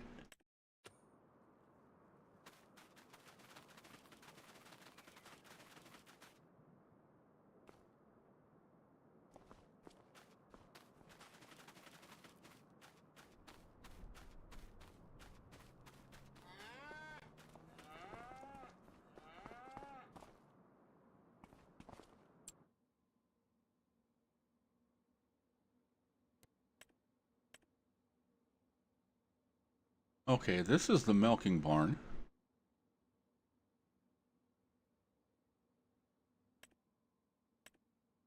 And that's the cow shed.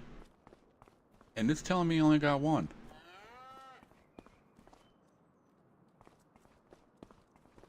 Does that look like one? This is telling me 50.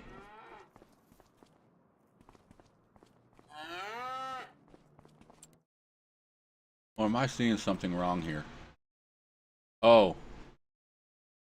Alright, I'm a dumbass. Can you say, Artemis, you're a dumbass? They're 1 month old. There's 50 in here. Oh.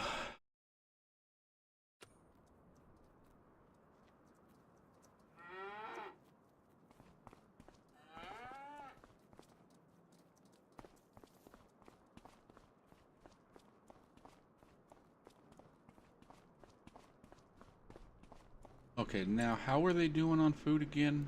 You guys have 5 months. Don't care about the rabbits, and 5 months. Matter of fact, where are the rabbits?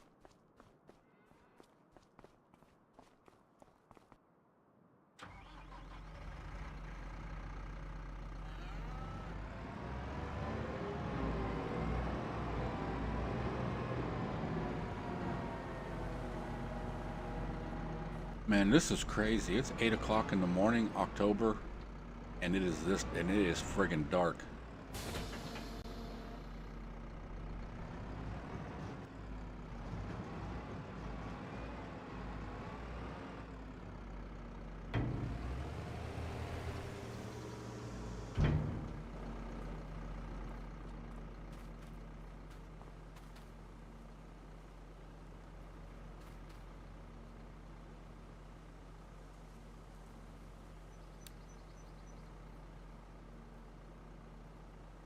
mean, they are cute though. But you know, in real life, this wouldn't. These guys would be gone. Look, what am I talking about? What did I just say? They'd be gone. Look at them, outside the fence. And I bet you they're all over the place. Yep. Because they dig right underneath that fence. And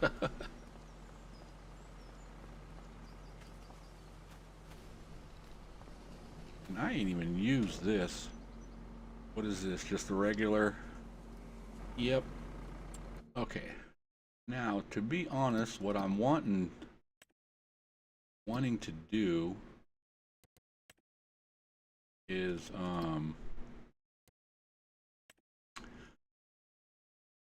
I want to buy the potato processing plant.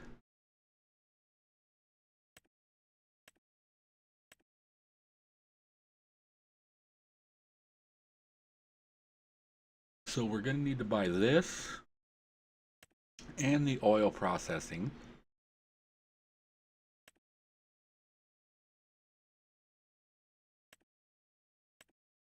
Yeah, so we're going to have to grow potatoes and then what? Canola, olive oil, sunflower, or linseed.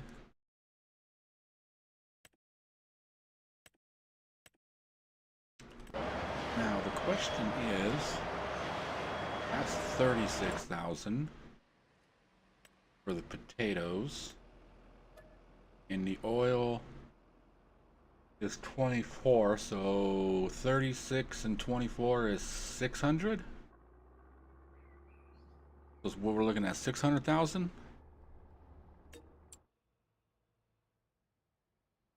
And then alone,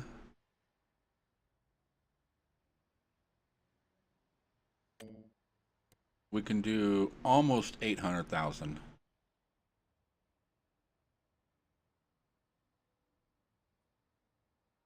Huh. Okay, let's also...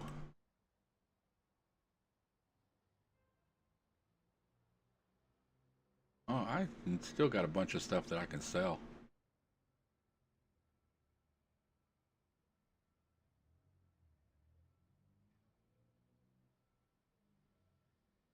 Okay, so is there anywhere I can actually buy? Nope. So I can't buy potatoes.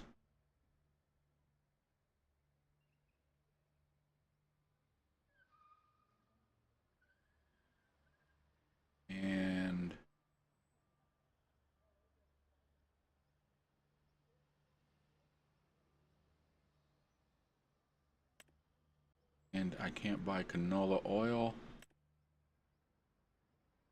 There's a question, can I buy anything?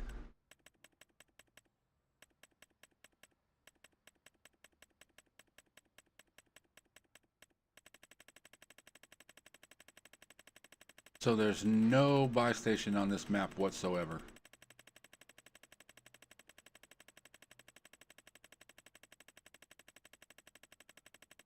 Oh, what was that? Oh, I can buy diesel. I can buy gas.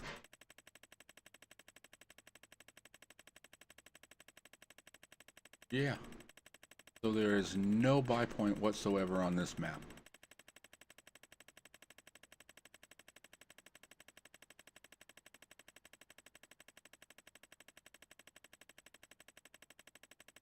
There's a lot of friggin' productions I can do on this. I have so many mods for productions, it's unreal.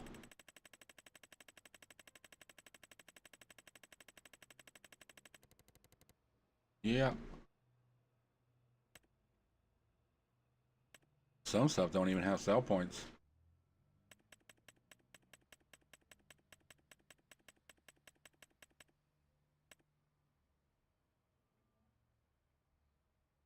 Weed free? No, I want free weed. That's what I want.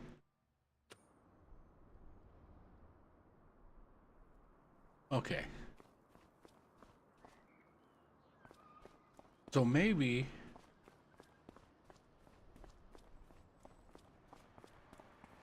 So this looks like the oil plant. prime oil processing. Okay, where is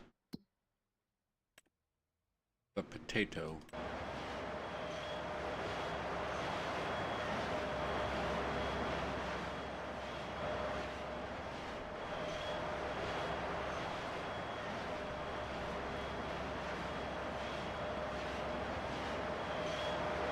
Is this all potato?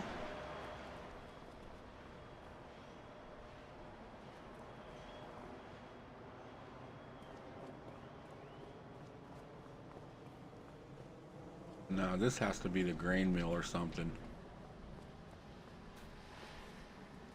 You know, there's an easier way to find out.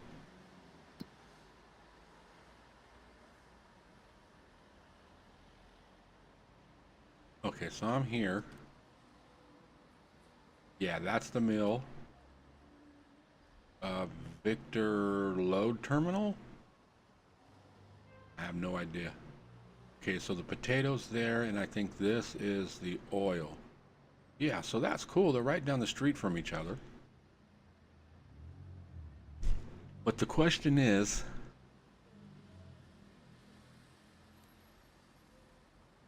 if I buy that, what's this?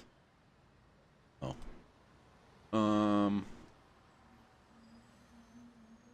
Can I put a buy point on there? You know what? Let's do this.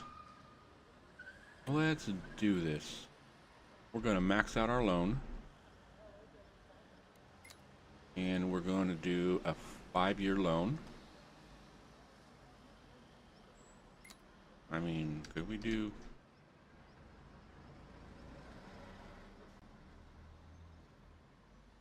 You know, let's just, we'll never get that far, but we'll pay it back before then. Okay, so now let's go to, let's buy here.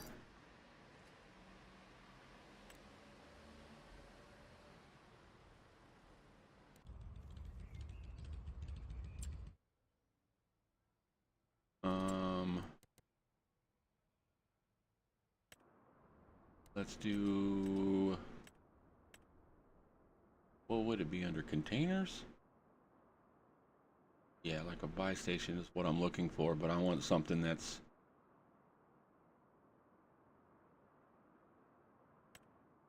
and I don't want the cheap one.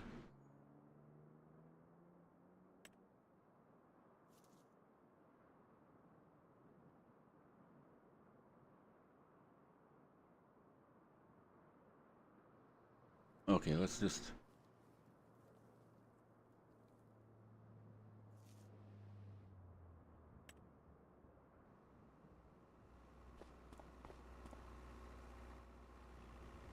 okay, I want to go stand right here.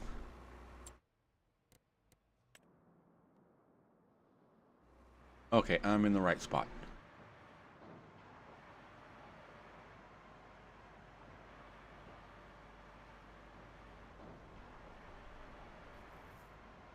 No, I don't want factories. I want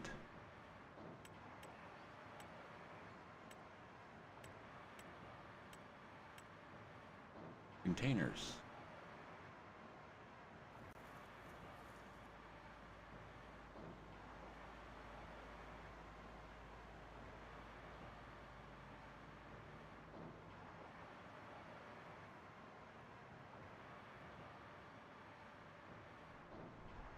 Fruit buying station? That's kind of cool.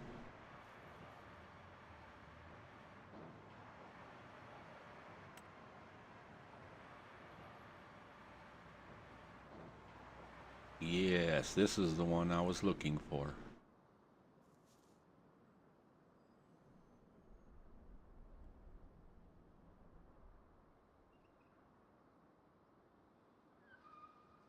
Now, the question is where do we want to put it?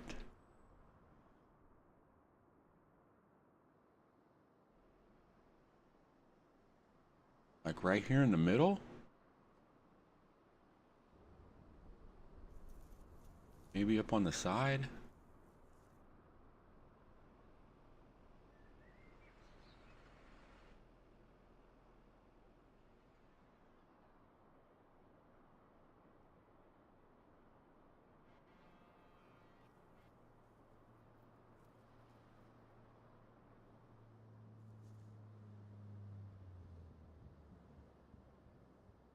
You know what? Let's put it right here.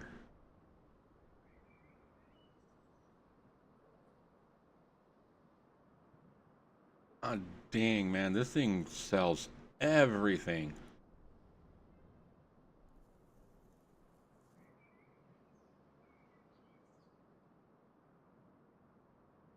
Look at all that shit. Popcorn. We can spawn popcorn. I think what it does is it goes through the list of all my mods and sees what all the productions are, and then just adds them. But okay, so we will put that there. Let's back up and go by the potatoes. Potato factory. We'll visit. And we will buy it. Excellent. Now,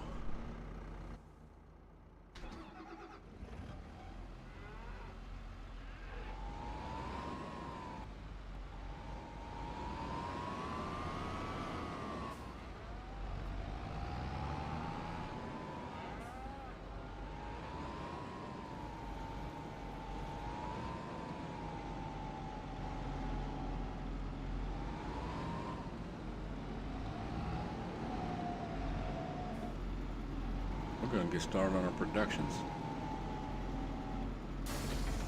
Let's go, and we're going to go take this trailer, and we have 220,000. Now we can't spend 220,000 because we still have bills to pay, finances and everything.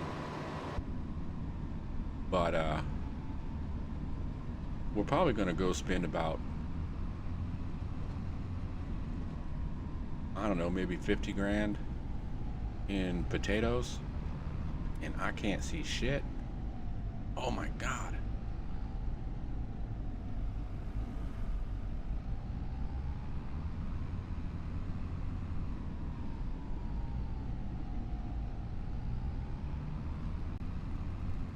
Dude, you are on the wrong side of the road, and you're trying to pass over a friggin' railroad tracks? You must be smoking something not good. That's an expression that I don't understand. When people are being stupid or man, they must have been smoking something good. No! If they were smoking something good, then they wouldn't be doing stupid shit. Hey, Sparky.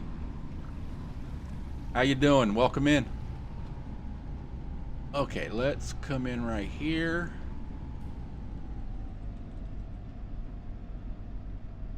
We will pull right up underneath this.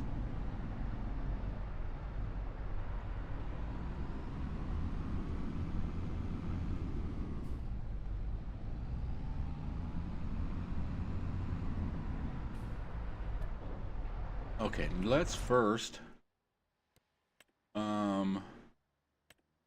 okay, potatoes. What do we want to make? Hash browns, chips, or potato wedges? Okay, we'll do hash browns. We're gonna do, yeah, we'll do canola, sunflower.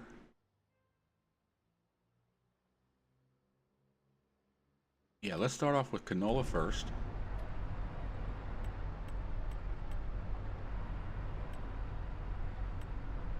See how much it charges to fill up this trailer. Oh, that's not too bad.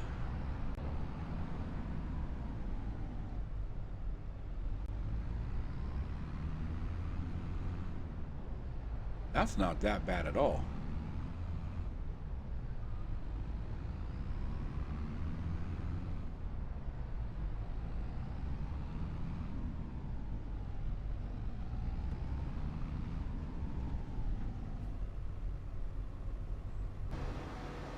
Okay, so let's go to oil, and we will turn on the canola and the sunflower. And we will distribute both of those just so we don't have to worry about it later. We'll turn all that to distribute. And how much does it take? 20 to make 10? So whatever we put in, we're going to get half back in oil. All right, that should be fine.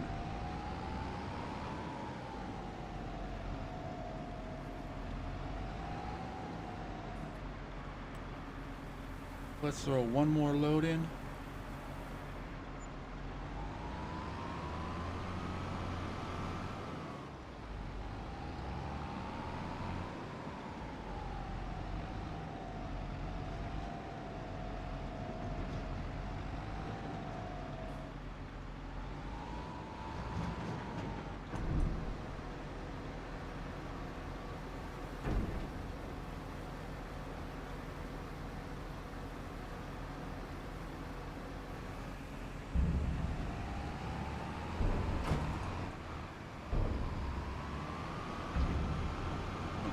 There's one thing I also want to look at real quick before we get too far into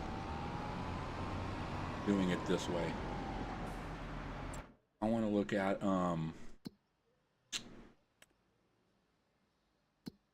here.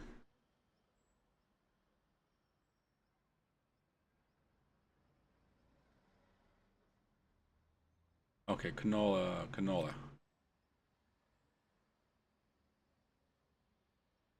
Yeah, that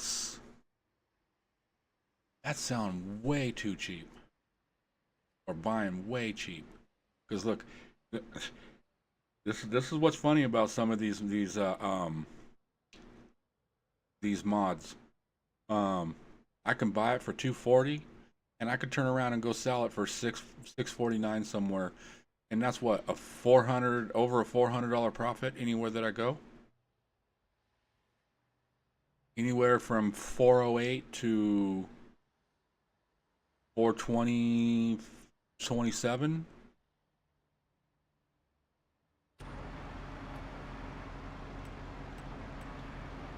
But I won't do that.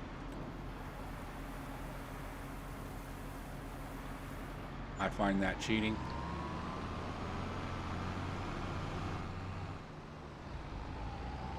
Now, if it's a sell point or a buy point that's built into the game, and it does that, yeah, I'll take advantage of it. But if you put in a buy point, then how's the ratio of sunflower? Is it 2 to 1? Yeah, is everything 2 to 1? Nope.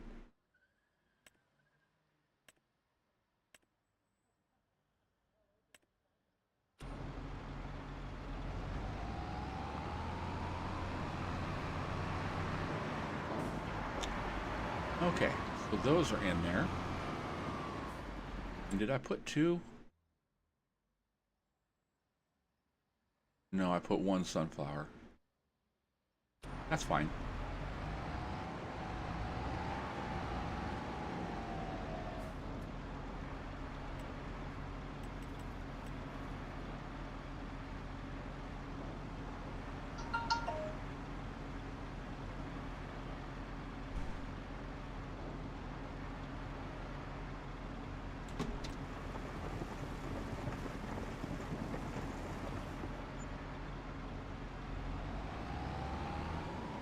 Okay, and this is right down the street.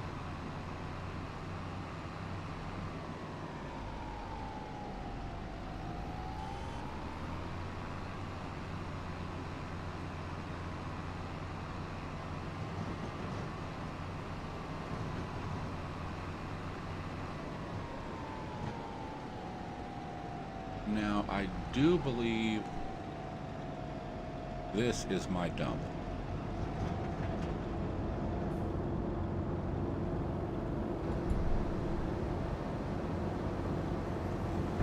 Okay, cool. And then on the potatoes, We're turning on the hash browns in those chips. And then everything is going to spawn.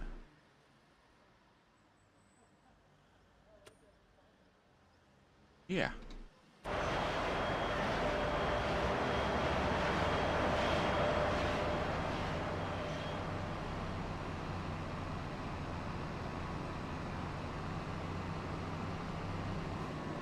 Well, we got a traffic jam. Who's trying to pass who?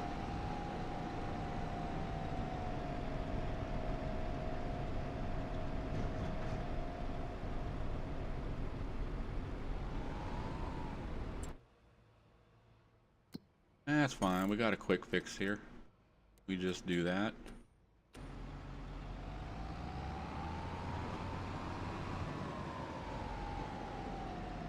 Just about finished mowing your yard.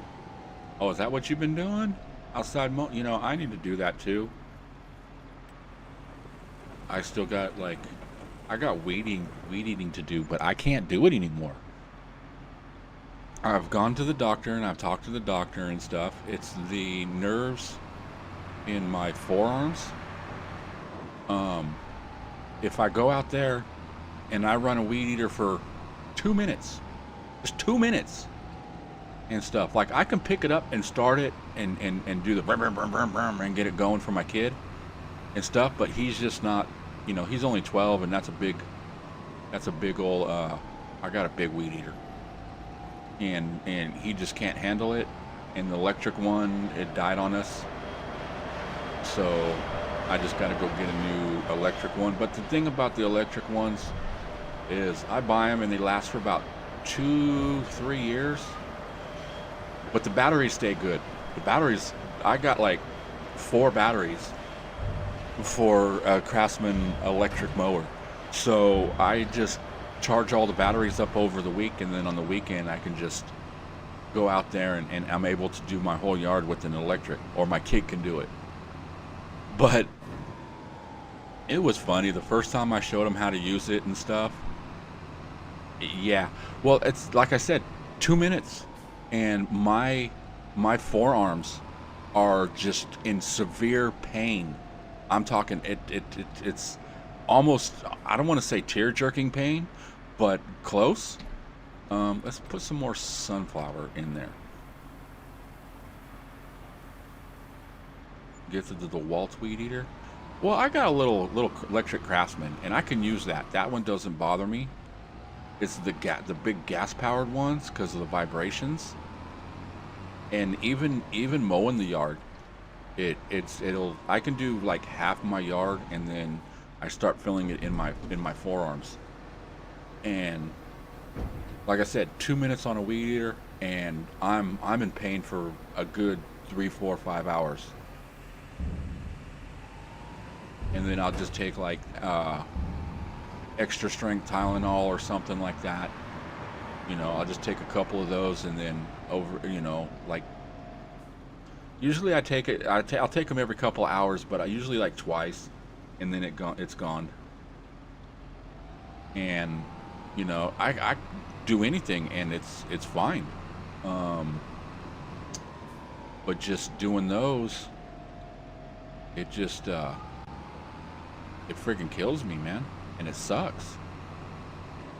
Because I like doing yard work. I like keeping my yard up and not being able to do it myself and everything. I'm just like, I just let my yard go. I don't water it anymore. I don't, you know, like my rose bushes and stuff like that are all like way overgrown, need to be pruned back. That stuff I can do.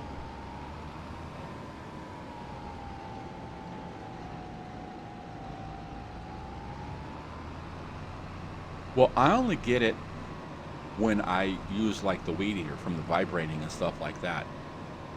That's the only time that I notice that I get it. And stuff. And the doctor was like, well, if you use a weed eater and that's what's causing the pain, stop using the weed eater. And I'm like, well, I gotta do my yard. And the thing that sucks is I personally know grown up with them, hung out with them, partied with them, you know, and stuff. I know like 4 people that have lawn services, and none of them will do my yard. And I'm like, you know, hey, it's really simple, man. Just charge me the same price that you charge for dude down the street that you're doing, you know. I don't want no special privilege because we know each other. Just, you don't know me. When it's business, we don't know each other. I'm just hiring you as a lawn care person. You tell me what you're gonna pay me. Oh well, that's too much, man. It's too much, you know. And I'm like, what, $1,000 to do my yard a month? Now that's a quite a bit. But if you come out and it's like, you know, a week, and it's, you know, $30, $40, $50 every week or every other week, I could do that. That's not a problem. I'll pay somebody $100 a month to do my yard, even if they only do it twice a month, every other week. That's fine. Just mowing and weed eating, that's what I need done. And nope, I've contacted at least 15 other people through social media and stuff like that. Nah, you know, I'm trying to help out the little guys, you know what I mean? And just these little guys that have their own companies and stuff. But I'm like, to the point where it's like, I'm gonna call it just like a big company and be like, do you guys want to do it? And if they say no, then there's a fucking problem. And that's what I'm gonna ask, because you know, it's like, I don't get it. Okay, let's see where we're at. October.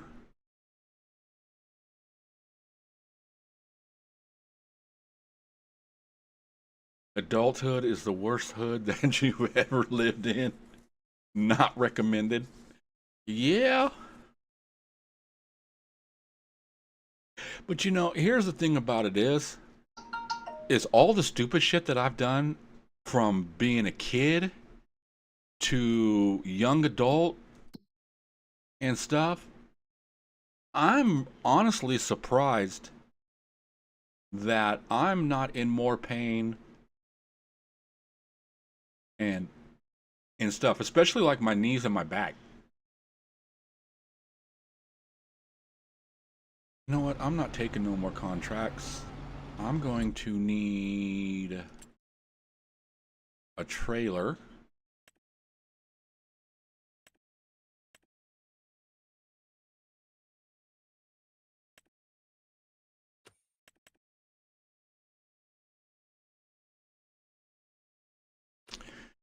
No, we'll get this one. I just always get confused because I got 3 of them.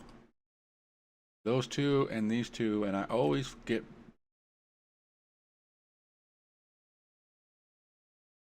confused on which one does what, because one's really good at bales, the other one's good at pallets.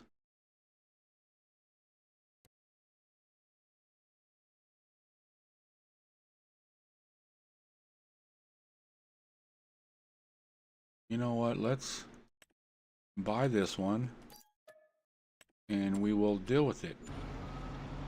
Okay, now I have nothing to do in October.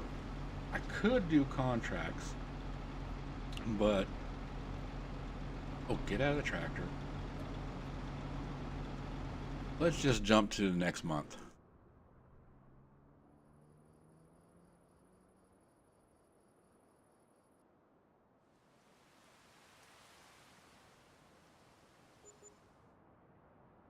Okay, so that should have got us a couple of pallets of chips.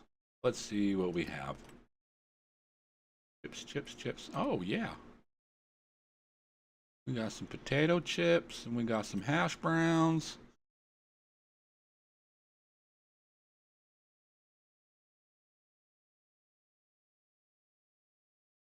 Oh, they're selling all, you know what? Let's actually look at the production rate of what this is.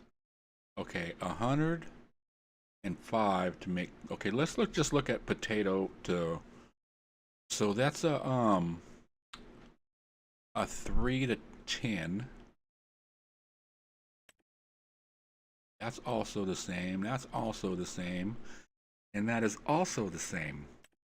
So you know what we're going to do.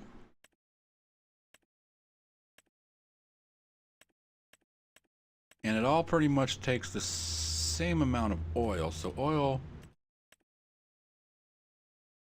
doesn't really matter. But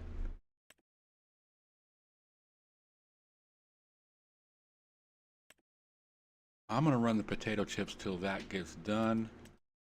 But we are going hash browns. I should see what the potato wedges.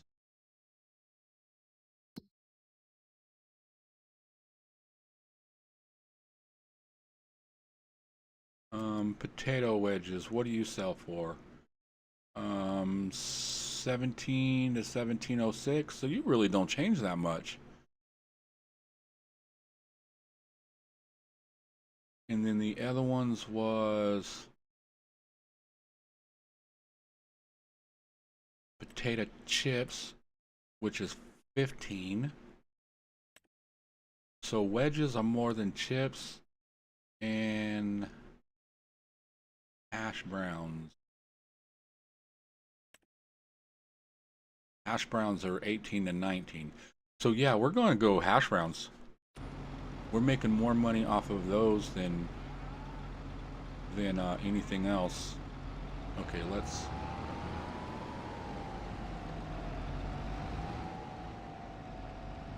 park this.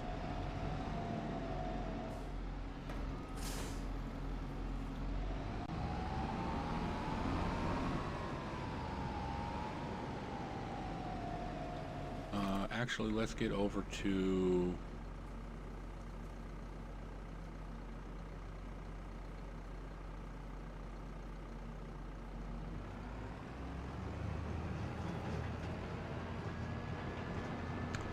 let's unload this because we're gonna go get some more hay or make some more hay.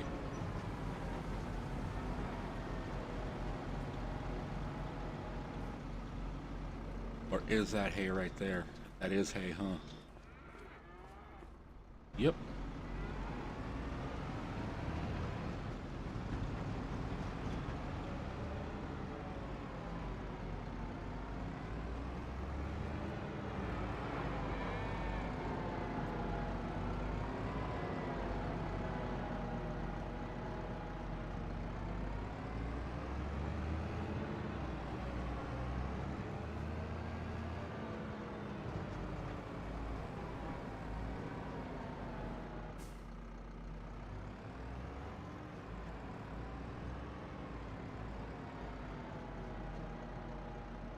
Oh, well, damn it. Okay, let's see. Do I have a baler? I probably do. Yep, right there. Okay. And I have a trailer too, damn it. And I went and bought another one.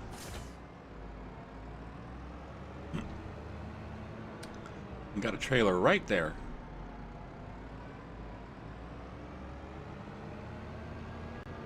I love when I do that. I have equipment and then not even look and go buy some more.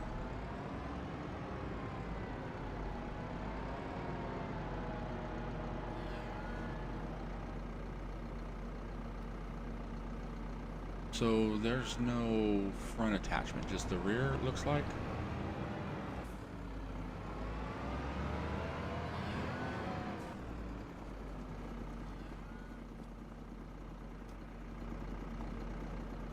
There we go. Now we can see in the damn place.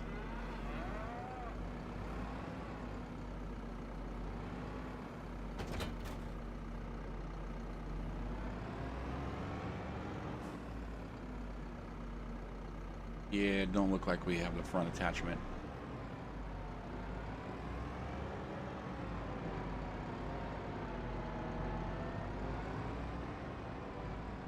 Man, it is 8 o'clock in the morning and it is friggin' dark.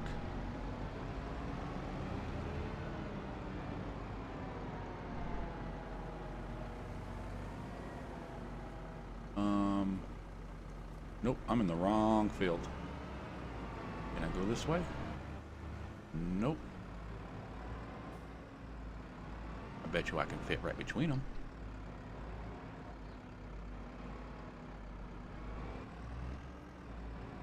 If I can get between them. Ah, just not messing around. Just go the other way. Went through the left gate, needed to go through the right gate.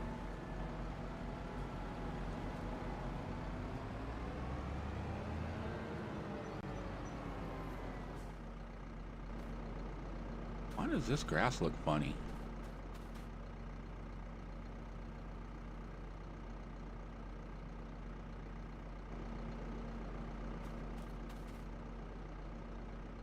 Okay, anyways, you go do what you need to do.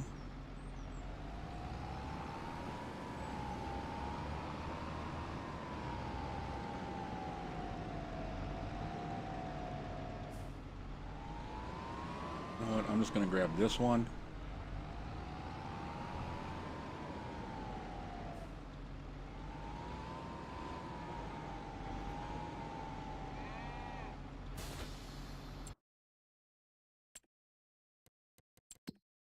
No, that's not what I wanted. Vehicles. And trailer.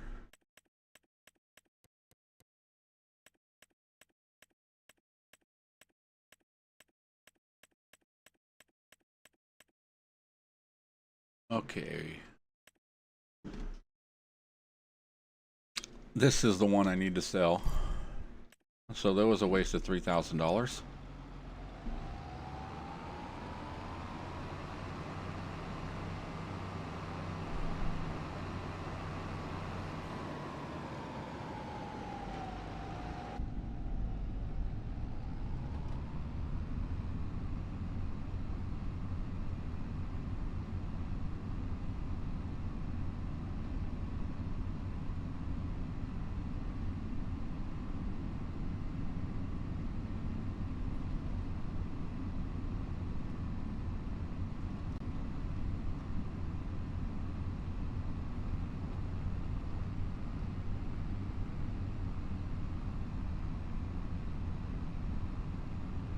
All right, we're gonna go and grab all those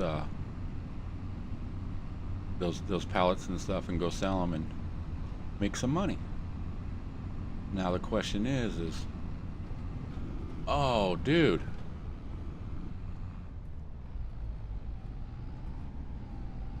What the hell was that? Did I hit that guy? Is that what happened? Where are we at? 3 minutes or 3 hours? I'm gonna write that down and I'm gonna do a clip on that. When an NPC takes out your truck.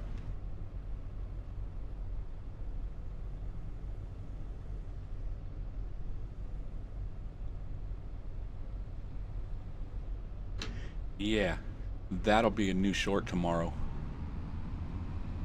By tomorrow. Because that was weird. I seen him there. But was it... Did I hit him or did I hit something?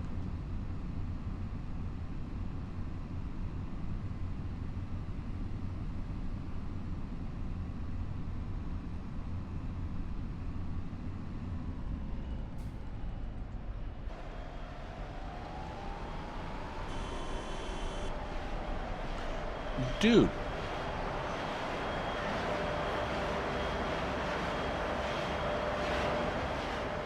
He's on the other side of the road, had plenty of room, and he's honking at me. Okay, why aren't these loading? Let's see if this works. Nope.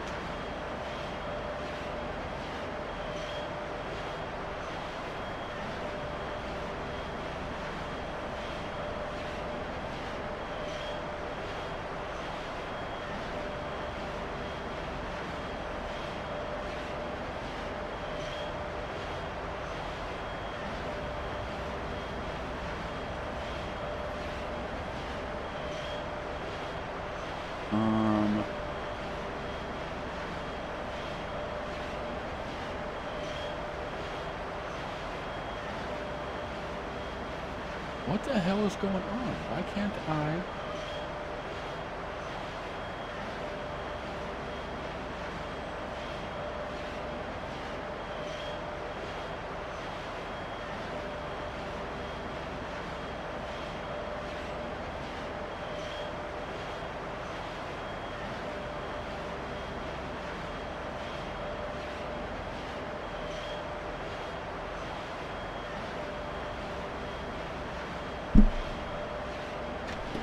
Yeah, see, this is what I was talking about. Some of these, these flat trailers, I don't know how to get them to work sometimes on just loading pallets.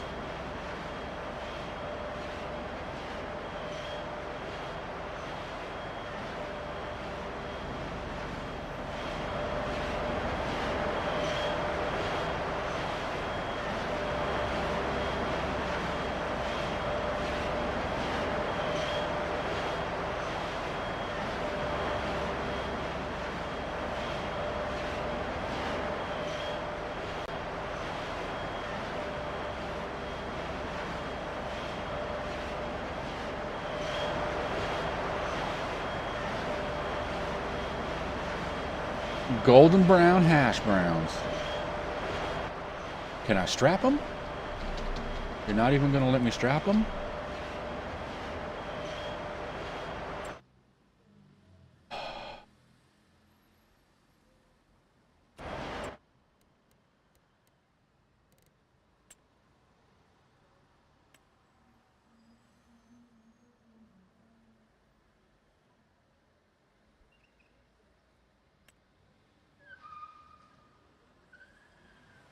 I think this is the one that I have.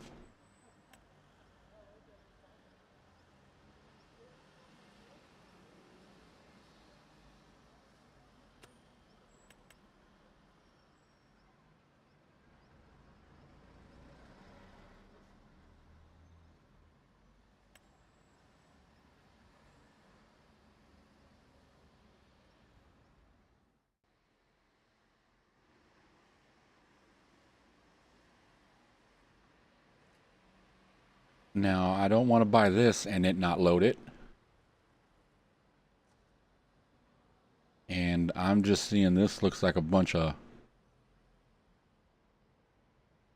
loose, just everything that's like loose.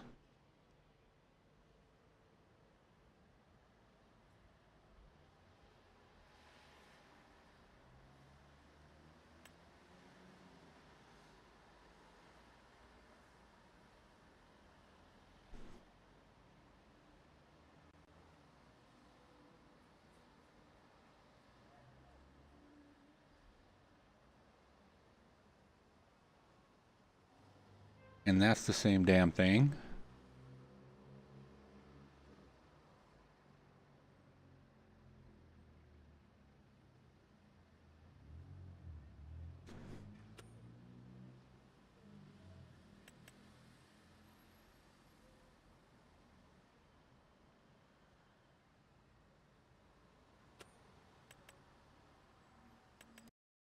All right, let's try. I'll go with this one.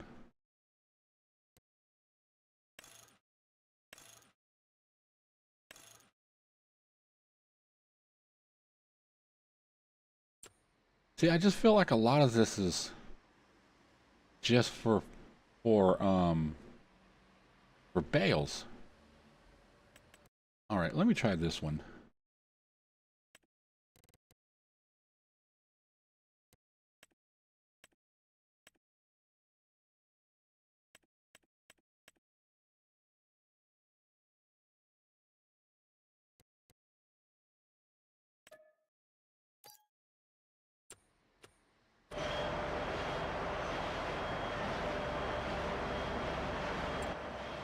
Dang it.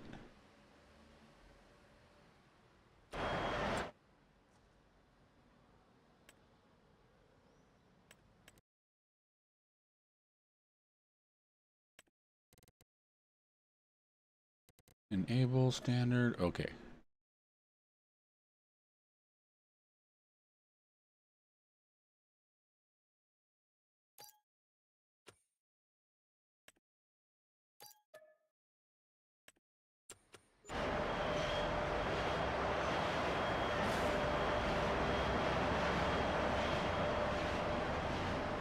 Yeah, I know I'm going the wrong way.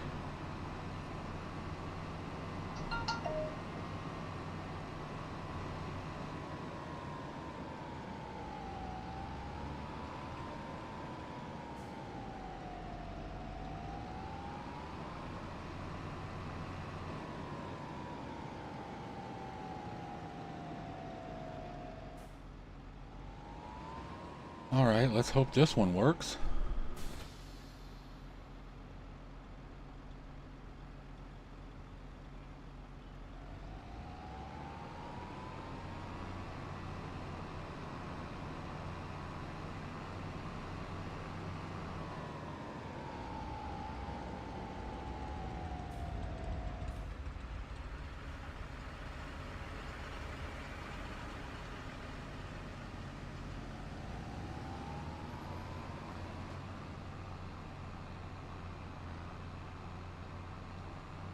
Come on.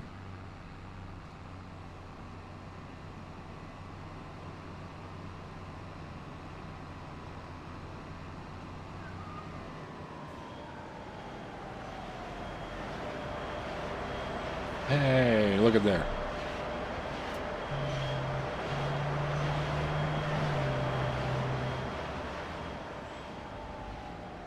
Now the question is what are we taking it?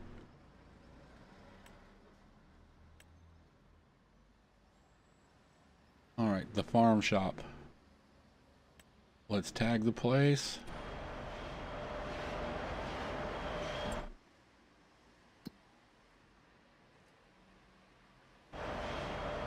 Well, how lucky are we?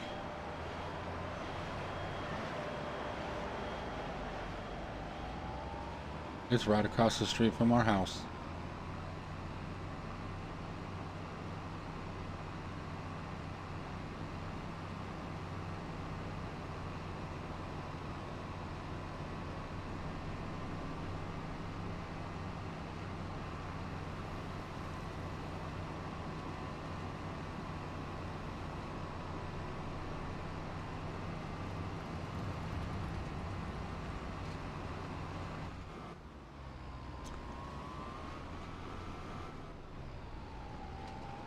Stupid fence. No, no, no. Ah, damn it.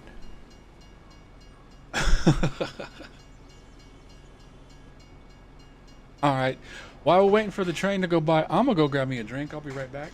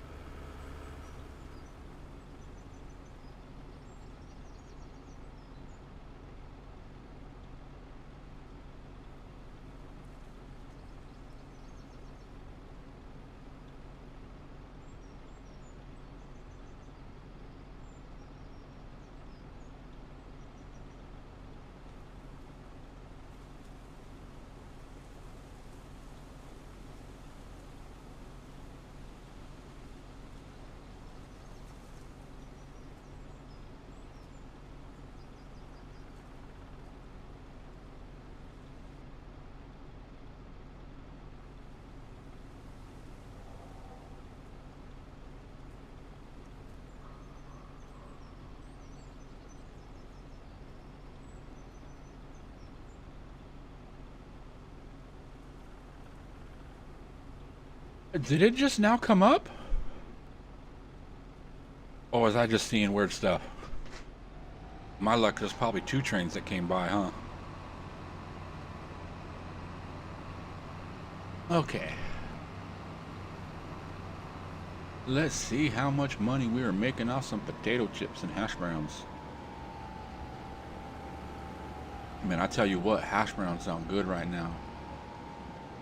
Some hash browns, some scrambled eggs, toast, some bacon. Oh, I'm making myself hungry.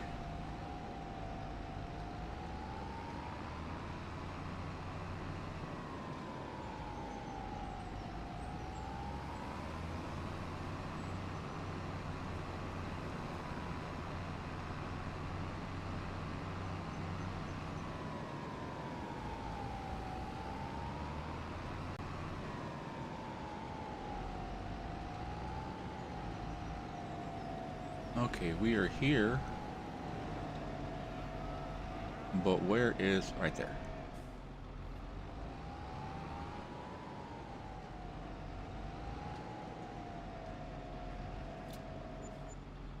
$26,000. Nice. And since we put stuff, did anything pop up? Nothing?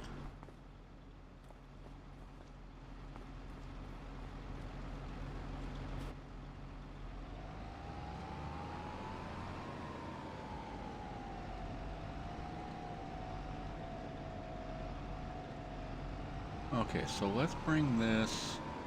You know what? Nope, nope, nope. I know what I'm going to do. We are going to take this back up to the chips, to the chip factory, and we will leave this there due to the fact this is the one that we need. And why have it all the way over here when we need it up there? So all we would have to do is just take a tractor, go get it, load it up. But then again, we got to come all the way back here and then go... Well, we'll leave it over there for right now, and we'll go take the other trailer.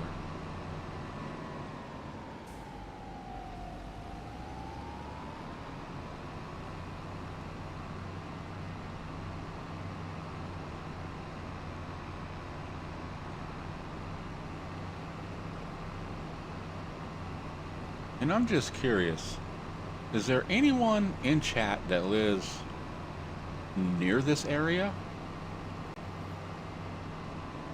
Is it like this dark up there all the time? I mean, not all the time, but in the winter time? 8 o'clock in the morning? 8:30? It is dark?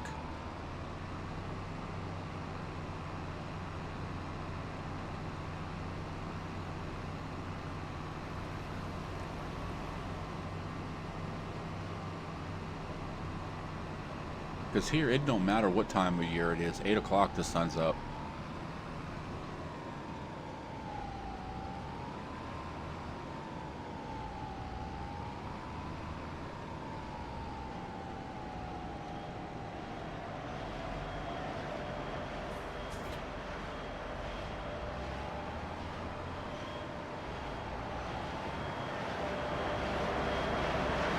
Oh, you live in Northern Carolina? Yeah, I'm out here in California, so... I tell everybody, I'm in the part of California that doesn't catch on fire.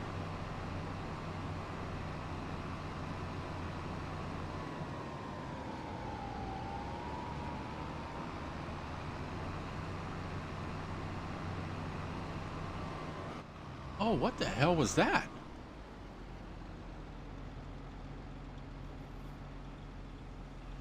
There's like nothing there.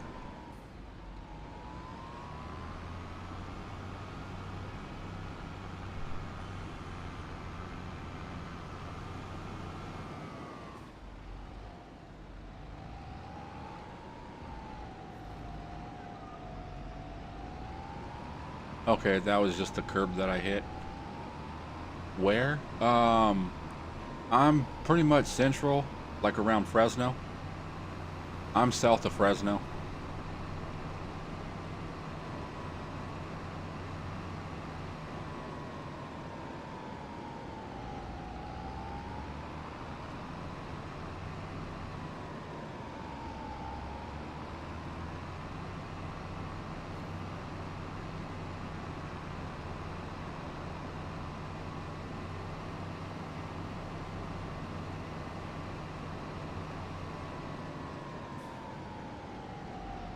Yeah, I know the map's in the UK. That's why I was asking. Because I do have a couple of people that are from that watch me that's from across the pond.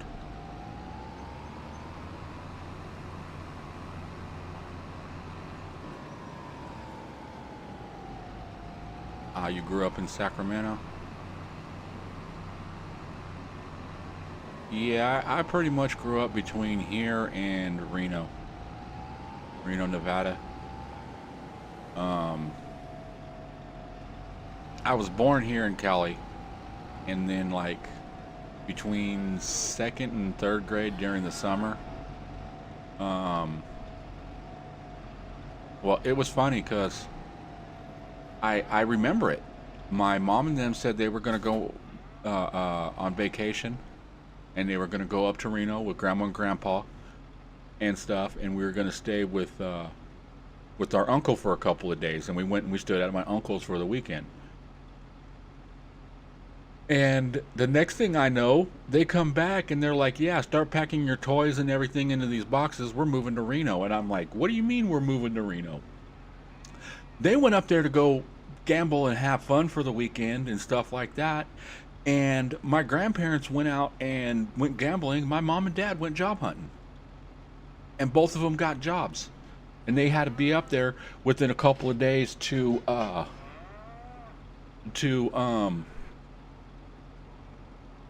start working. They had to be like a week to get up there to start working and stuff like that. So it was like they came down, and then it was like 2-3 days later we were moving on the way to Reno, and we moved to what was the name of that town? Stead? I think that was the first area we moved to.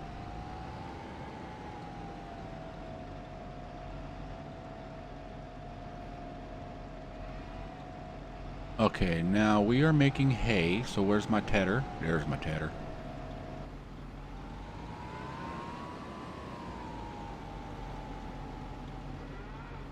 And am I near it? I'm nowhere near it. It's on this side.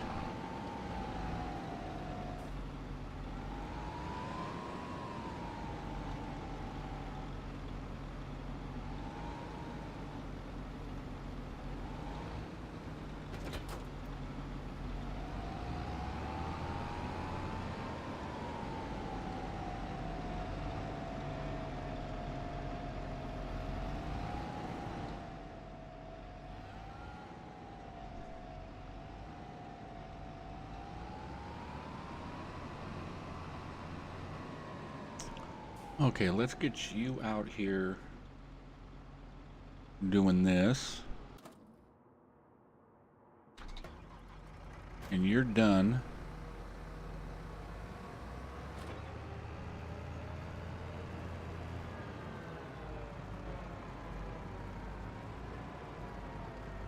How do I get out of here? Where's the exit? Up. I think it's this way.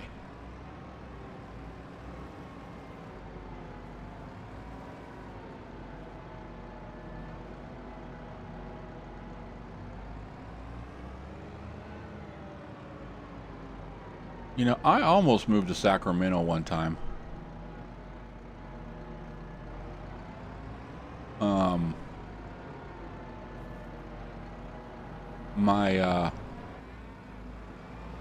My daughter's mother,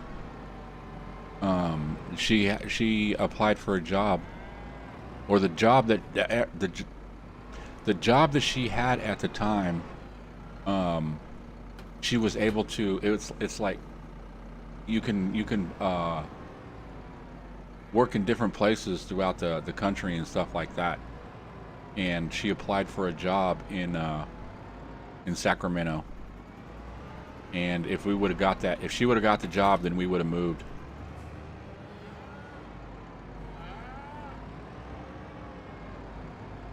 Because, you know, at the time my job was just, you know, well, I was working for a foam company, FOAM, like styrofoam. We made We cut stuff out of styrofoam blocks. We did a lot of stuff for construction, like housing and stuff like that. Um, on the side of a house, you see how they have like it usually runs like right below the windowsill. Most of it runs usually around just the front and part of the side of the house.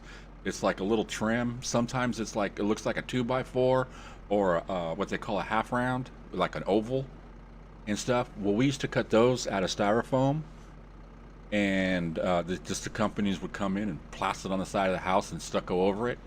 It's a lot cheaper than wood. We used to do like pillars that would go in front of houses. We had some that were fluted, some that were just solid round, and we do the bases and everything for them. And it's usually like 4 pieces, 5 pieces, or 6 pieces. You joined the Army right out of high school in 1985? Well, thank you. I appreciate. Thank you for your service, man. I thought about it. I wanted to do like the Navy SEALs, or like Marines or something, like Special Forces and stuff. But when I was in high school, I was more I was like more into music and wrestling. So yeah, so shit, 95 I was already doing my music career, or trying. I was more a local talent.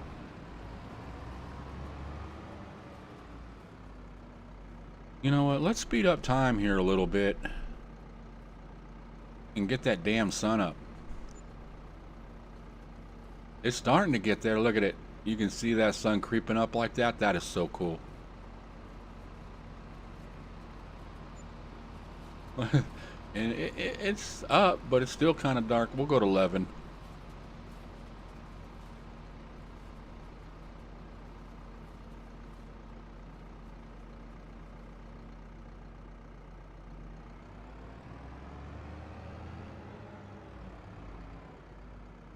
Okay, let's you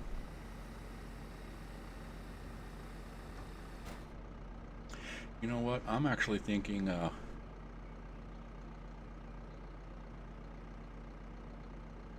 isn't for everyone. It's hard on your body. Yeah. Well, I've had a few of my friends that joined the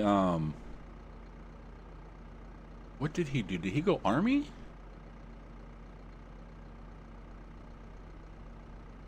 Yeah, I think they all went Army. I don't think anybody went anything else. Um, One of my buddies got kicked out of the Army because another recruit overheard him telling another recruit what to do to get out of the Army. And he basically told him to go threaten the drill sergeant that he was going to shoot him if they didn't let him out, and all kinds of other stuff. My buddy got he got discharged, and what is it? I can't even speak. So yeah, so he got kicked out of the military, and then my other buddy, he joined years later, and he was a truck driver, and he went to the Desert Storm one. He wasn't the first one; it was the second time they went there. It was Desert Storm and then Desert Shield. I think it was Desert Shield that he went. And yeah, that shit fucked him up. He came back and he's all PTS'd out, or PST. I mean, any little thing makes him jump.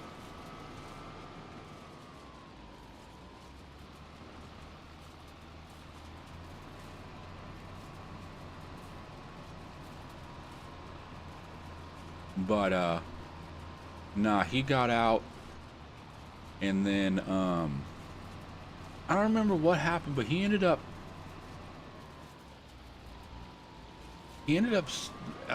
with a lawsuit against somebody, and ended up winning he ended up winning his case and got a bunch of money. And he bought a little piece of land up in, well, not a little piece of land. He bought like 100-acre friggin' property up in the middle of the mountains in Nevada somewhere. And he's like, my nearest neighbor is 40 miles that way. He goes, to get to the nearest town, to even go like grocery shopping and everything like that, it's like a 2.5, 3 hour drive. And then he's like, if I want to get to a city, he's like, man, I'm in nowhere. And he goes, I love it. There's nothing out there. And if you are out there, you shouldn't be out there. And I got a lot of land, so if you're out of my land and you freak me out and I put a bullet in you, I got plenty of places to bury you. I was like, oh shit.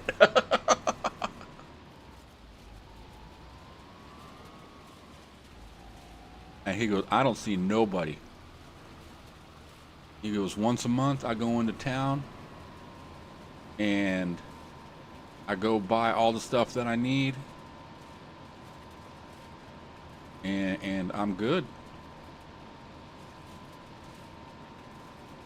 He said he can go on his land, he can go hunting, fishing, all that stuff, and that's all he does. He goes, I just go out and I go hunting every day, I go fishing. He said he fishes at least 3 times a week and hunts at least twice a week.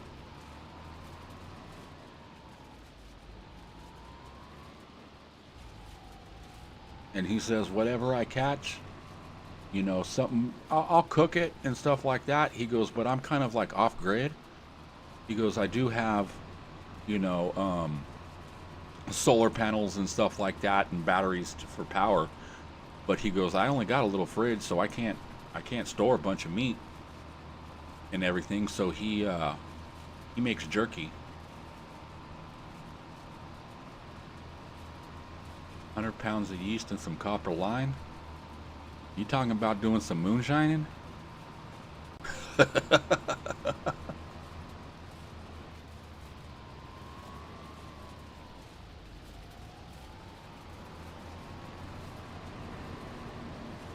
I wouldn't be surprised if he doesn't do that.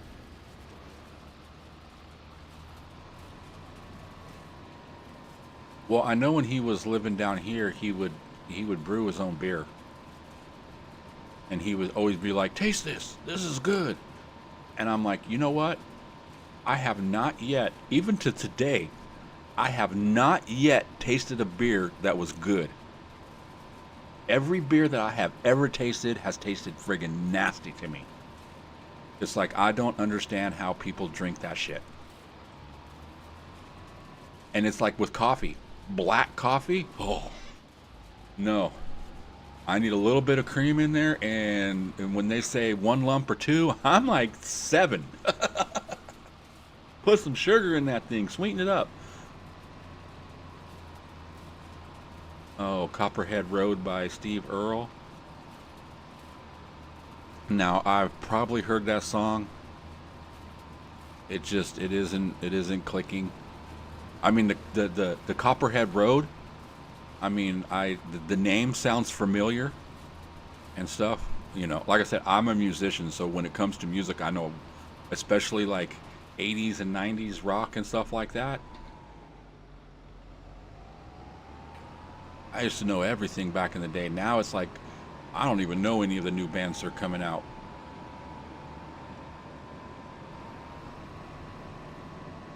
I catch a few new bands here and there and stuff like that, but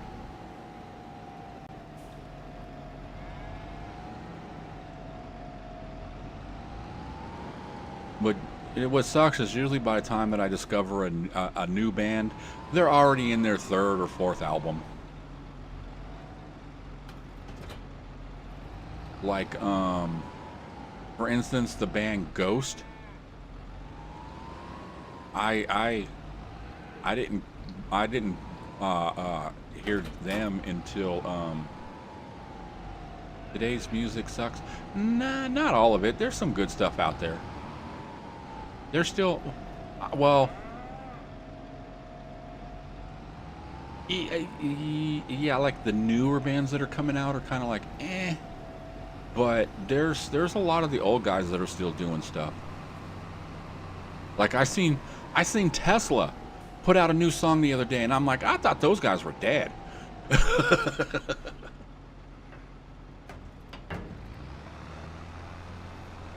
All right, let's get baling some hay.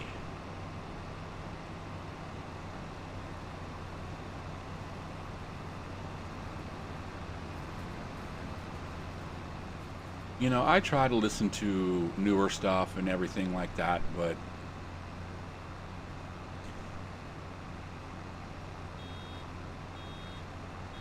hey, Game and Joy, how you doing, Josh?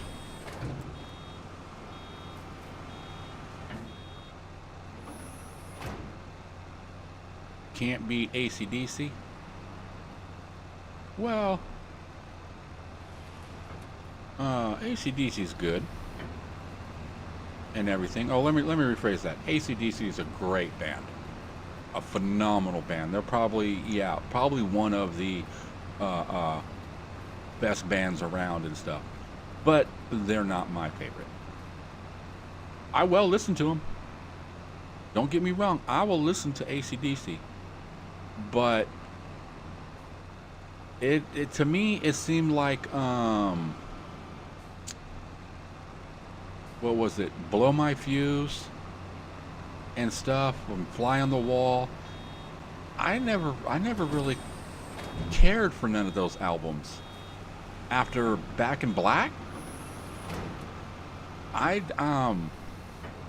there is not much okay, let me do this. Let me rephrase this.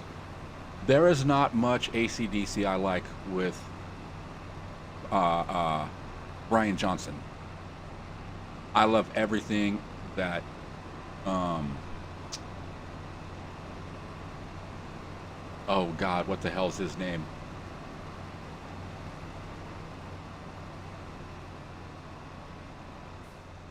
Why isn't it picking up?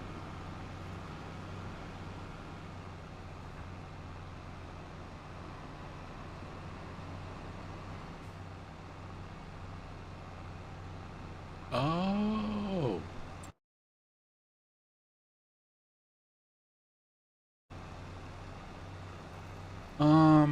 Refill.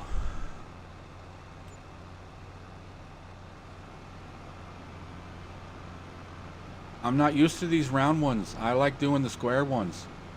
Is this thing picking up backwards?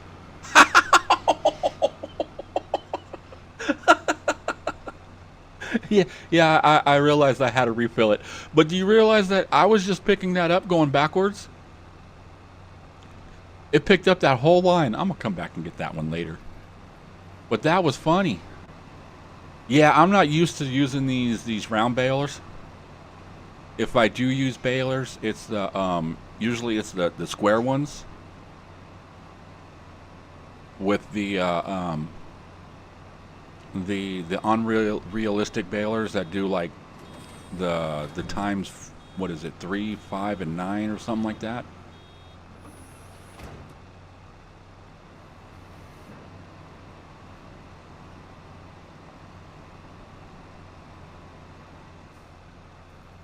I always update every baler to pick up backwards. Yeah, but see, you're one of those good modders that know how to do that stuff. I'm one of those modders that don't know how to do shit. I'm just starting modding. Actually, Josh, I haven't showed you this yet. Look what I did.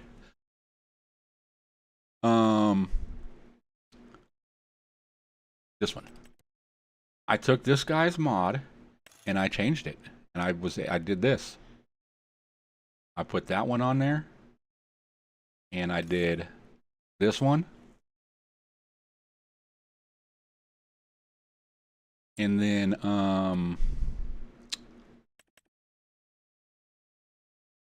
also, where's it at? Did I not got it loaded here?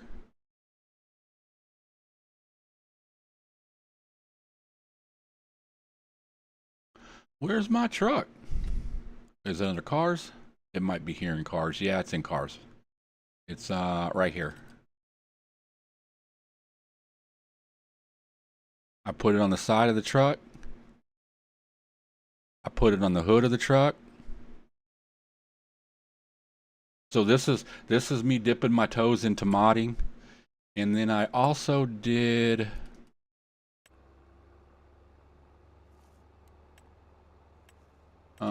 this one always takes me a little bit to figure out where the hell I have it at.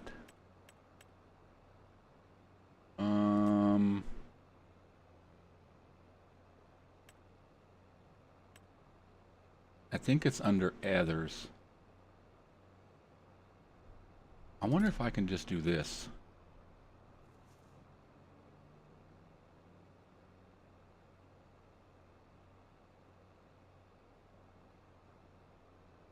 Yes, right here. This is another one I did. Let me zoom in here a little bit. And I was able to put it on this.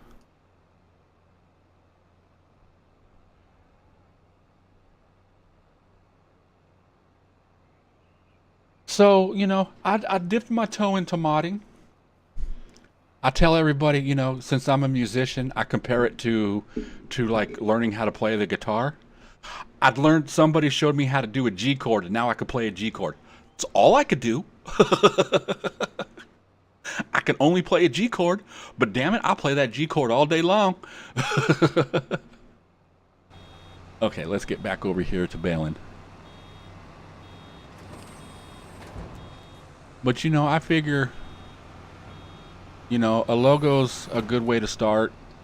I've also there's an apple brandy like moonshine thing that's there's a mod on here.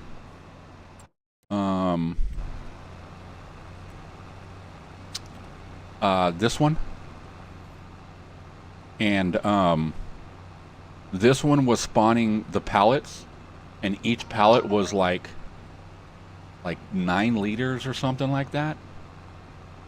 And I'm just like, oh my god, it is just taking so long, or for, you know, it's like I have to load up like what, 100 pallets or something like that to even get close to 1,000 liters.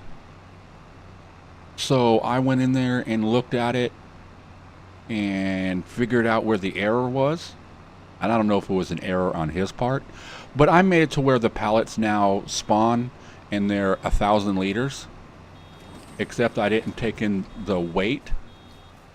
And so yeah, if you put one of those on if you just load one pallet onto a side of a trailer, it'll just tip the whole trailer over. It's hilarious.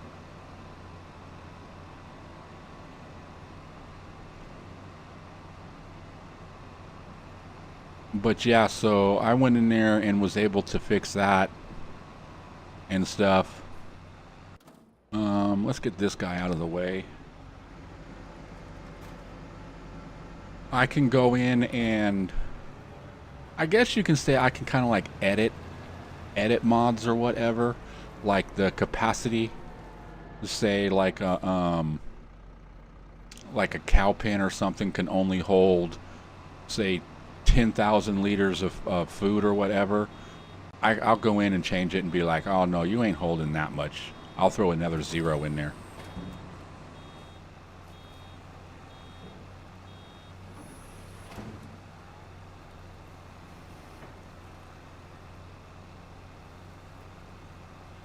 All right, Josh, you have a good day, man. Thank you for stopping in. I appreciate it. And yes, if I do run into any difficulties and stuff and get confused, I will hit you up if I need to.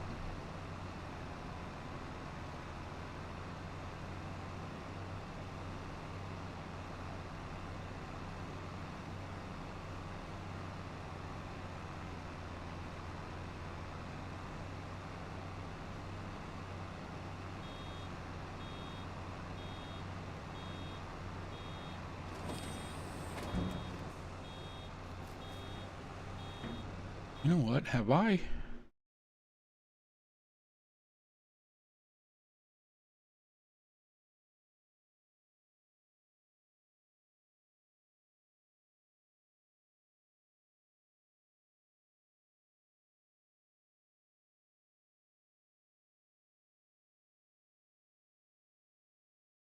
Ooh, hey, Sparky, you subscribed earlier today, didn't you? I just got on my thing right now and I was looking. And we hit 100. Well, actually, we hit 100 the other day, but then it dropped back down to 99. But as of right now, we are sitting at 101 subs.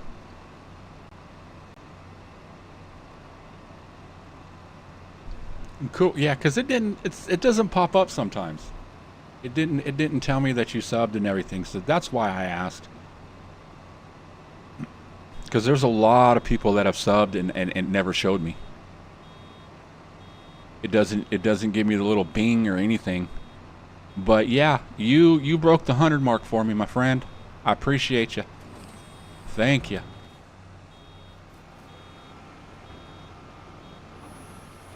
Now I got another 400 to go.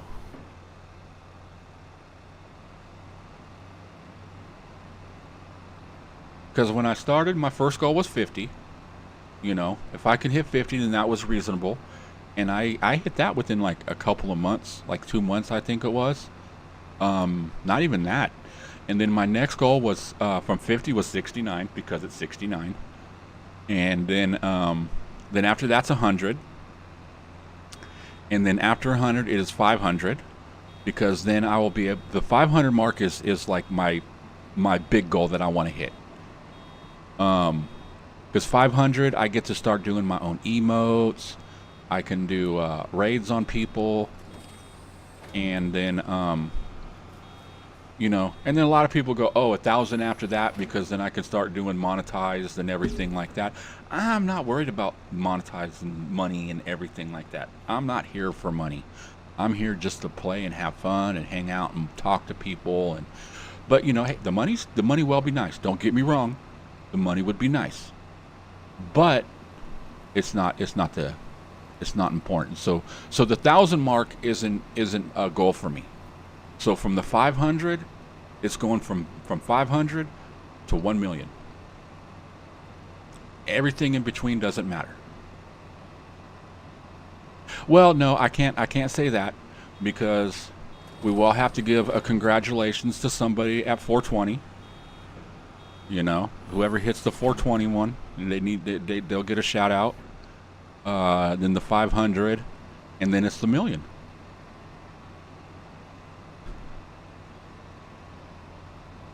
My son thinks that I'll never hit 1 million, and I'm like, probably not.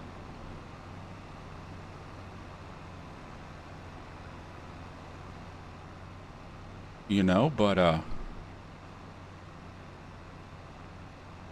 you know, if I'm gonna give a goddamn, I'm gonna try my damnedest to get there.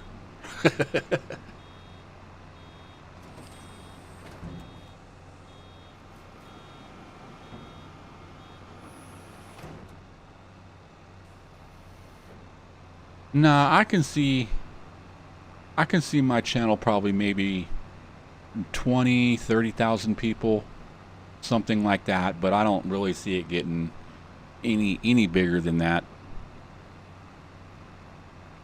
Especially if I just stay within the farm sim, which it's, I guess you could say it's like the main game that I'm playing right now, but I don't want it to be the only game that I play. So basically it's going to be like farm sims, my early morning game and stuff, and then the afternoons will be just random whatever games. Like I think oh shit, speaking of yeah, I need to it's already 12 o'clock. I didn't even realize what time it was. See, guys, we were having such a friggin' blast that I completely lost track of time. Let me pull this up real quick.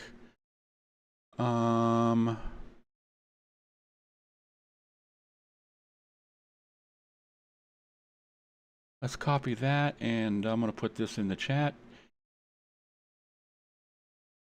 Yeah, we gotta.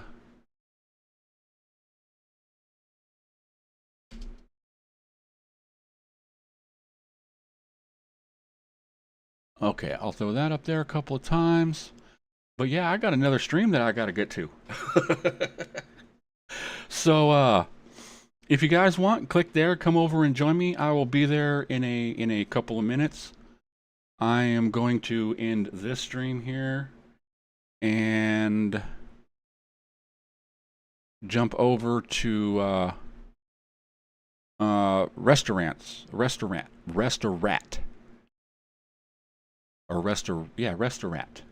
But anyway, so I'll see you guys in a little bit then, hopefully, maybe. But bye for now.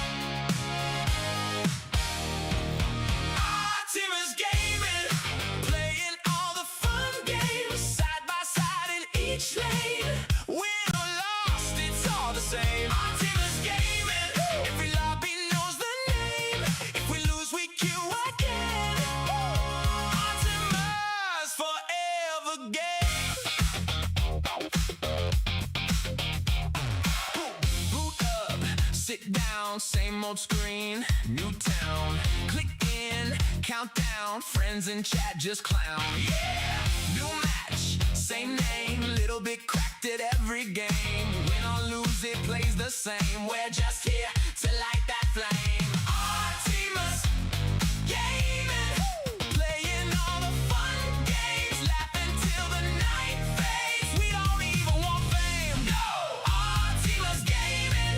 Every lobby knows the name.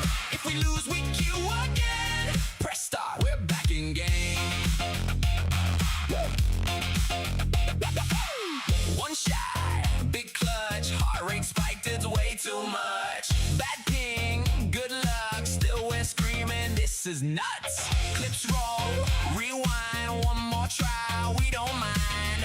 Good vibes, good time, every match a new highlight. Our teamers gaming, playing all the fun games, laughing till the night fades. We don't even want fame.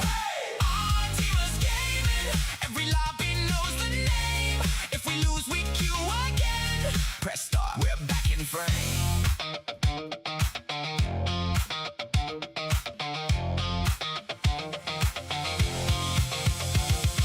Chat blows up, spam those emotes. One more round, yeah, that's the quote. Never log off, just hit reload. Artemis, lock and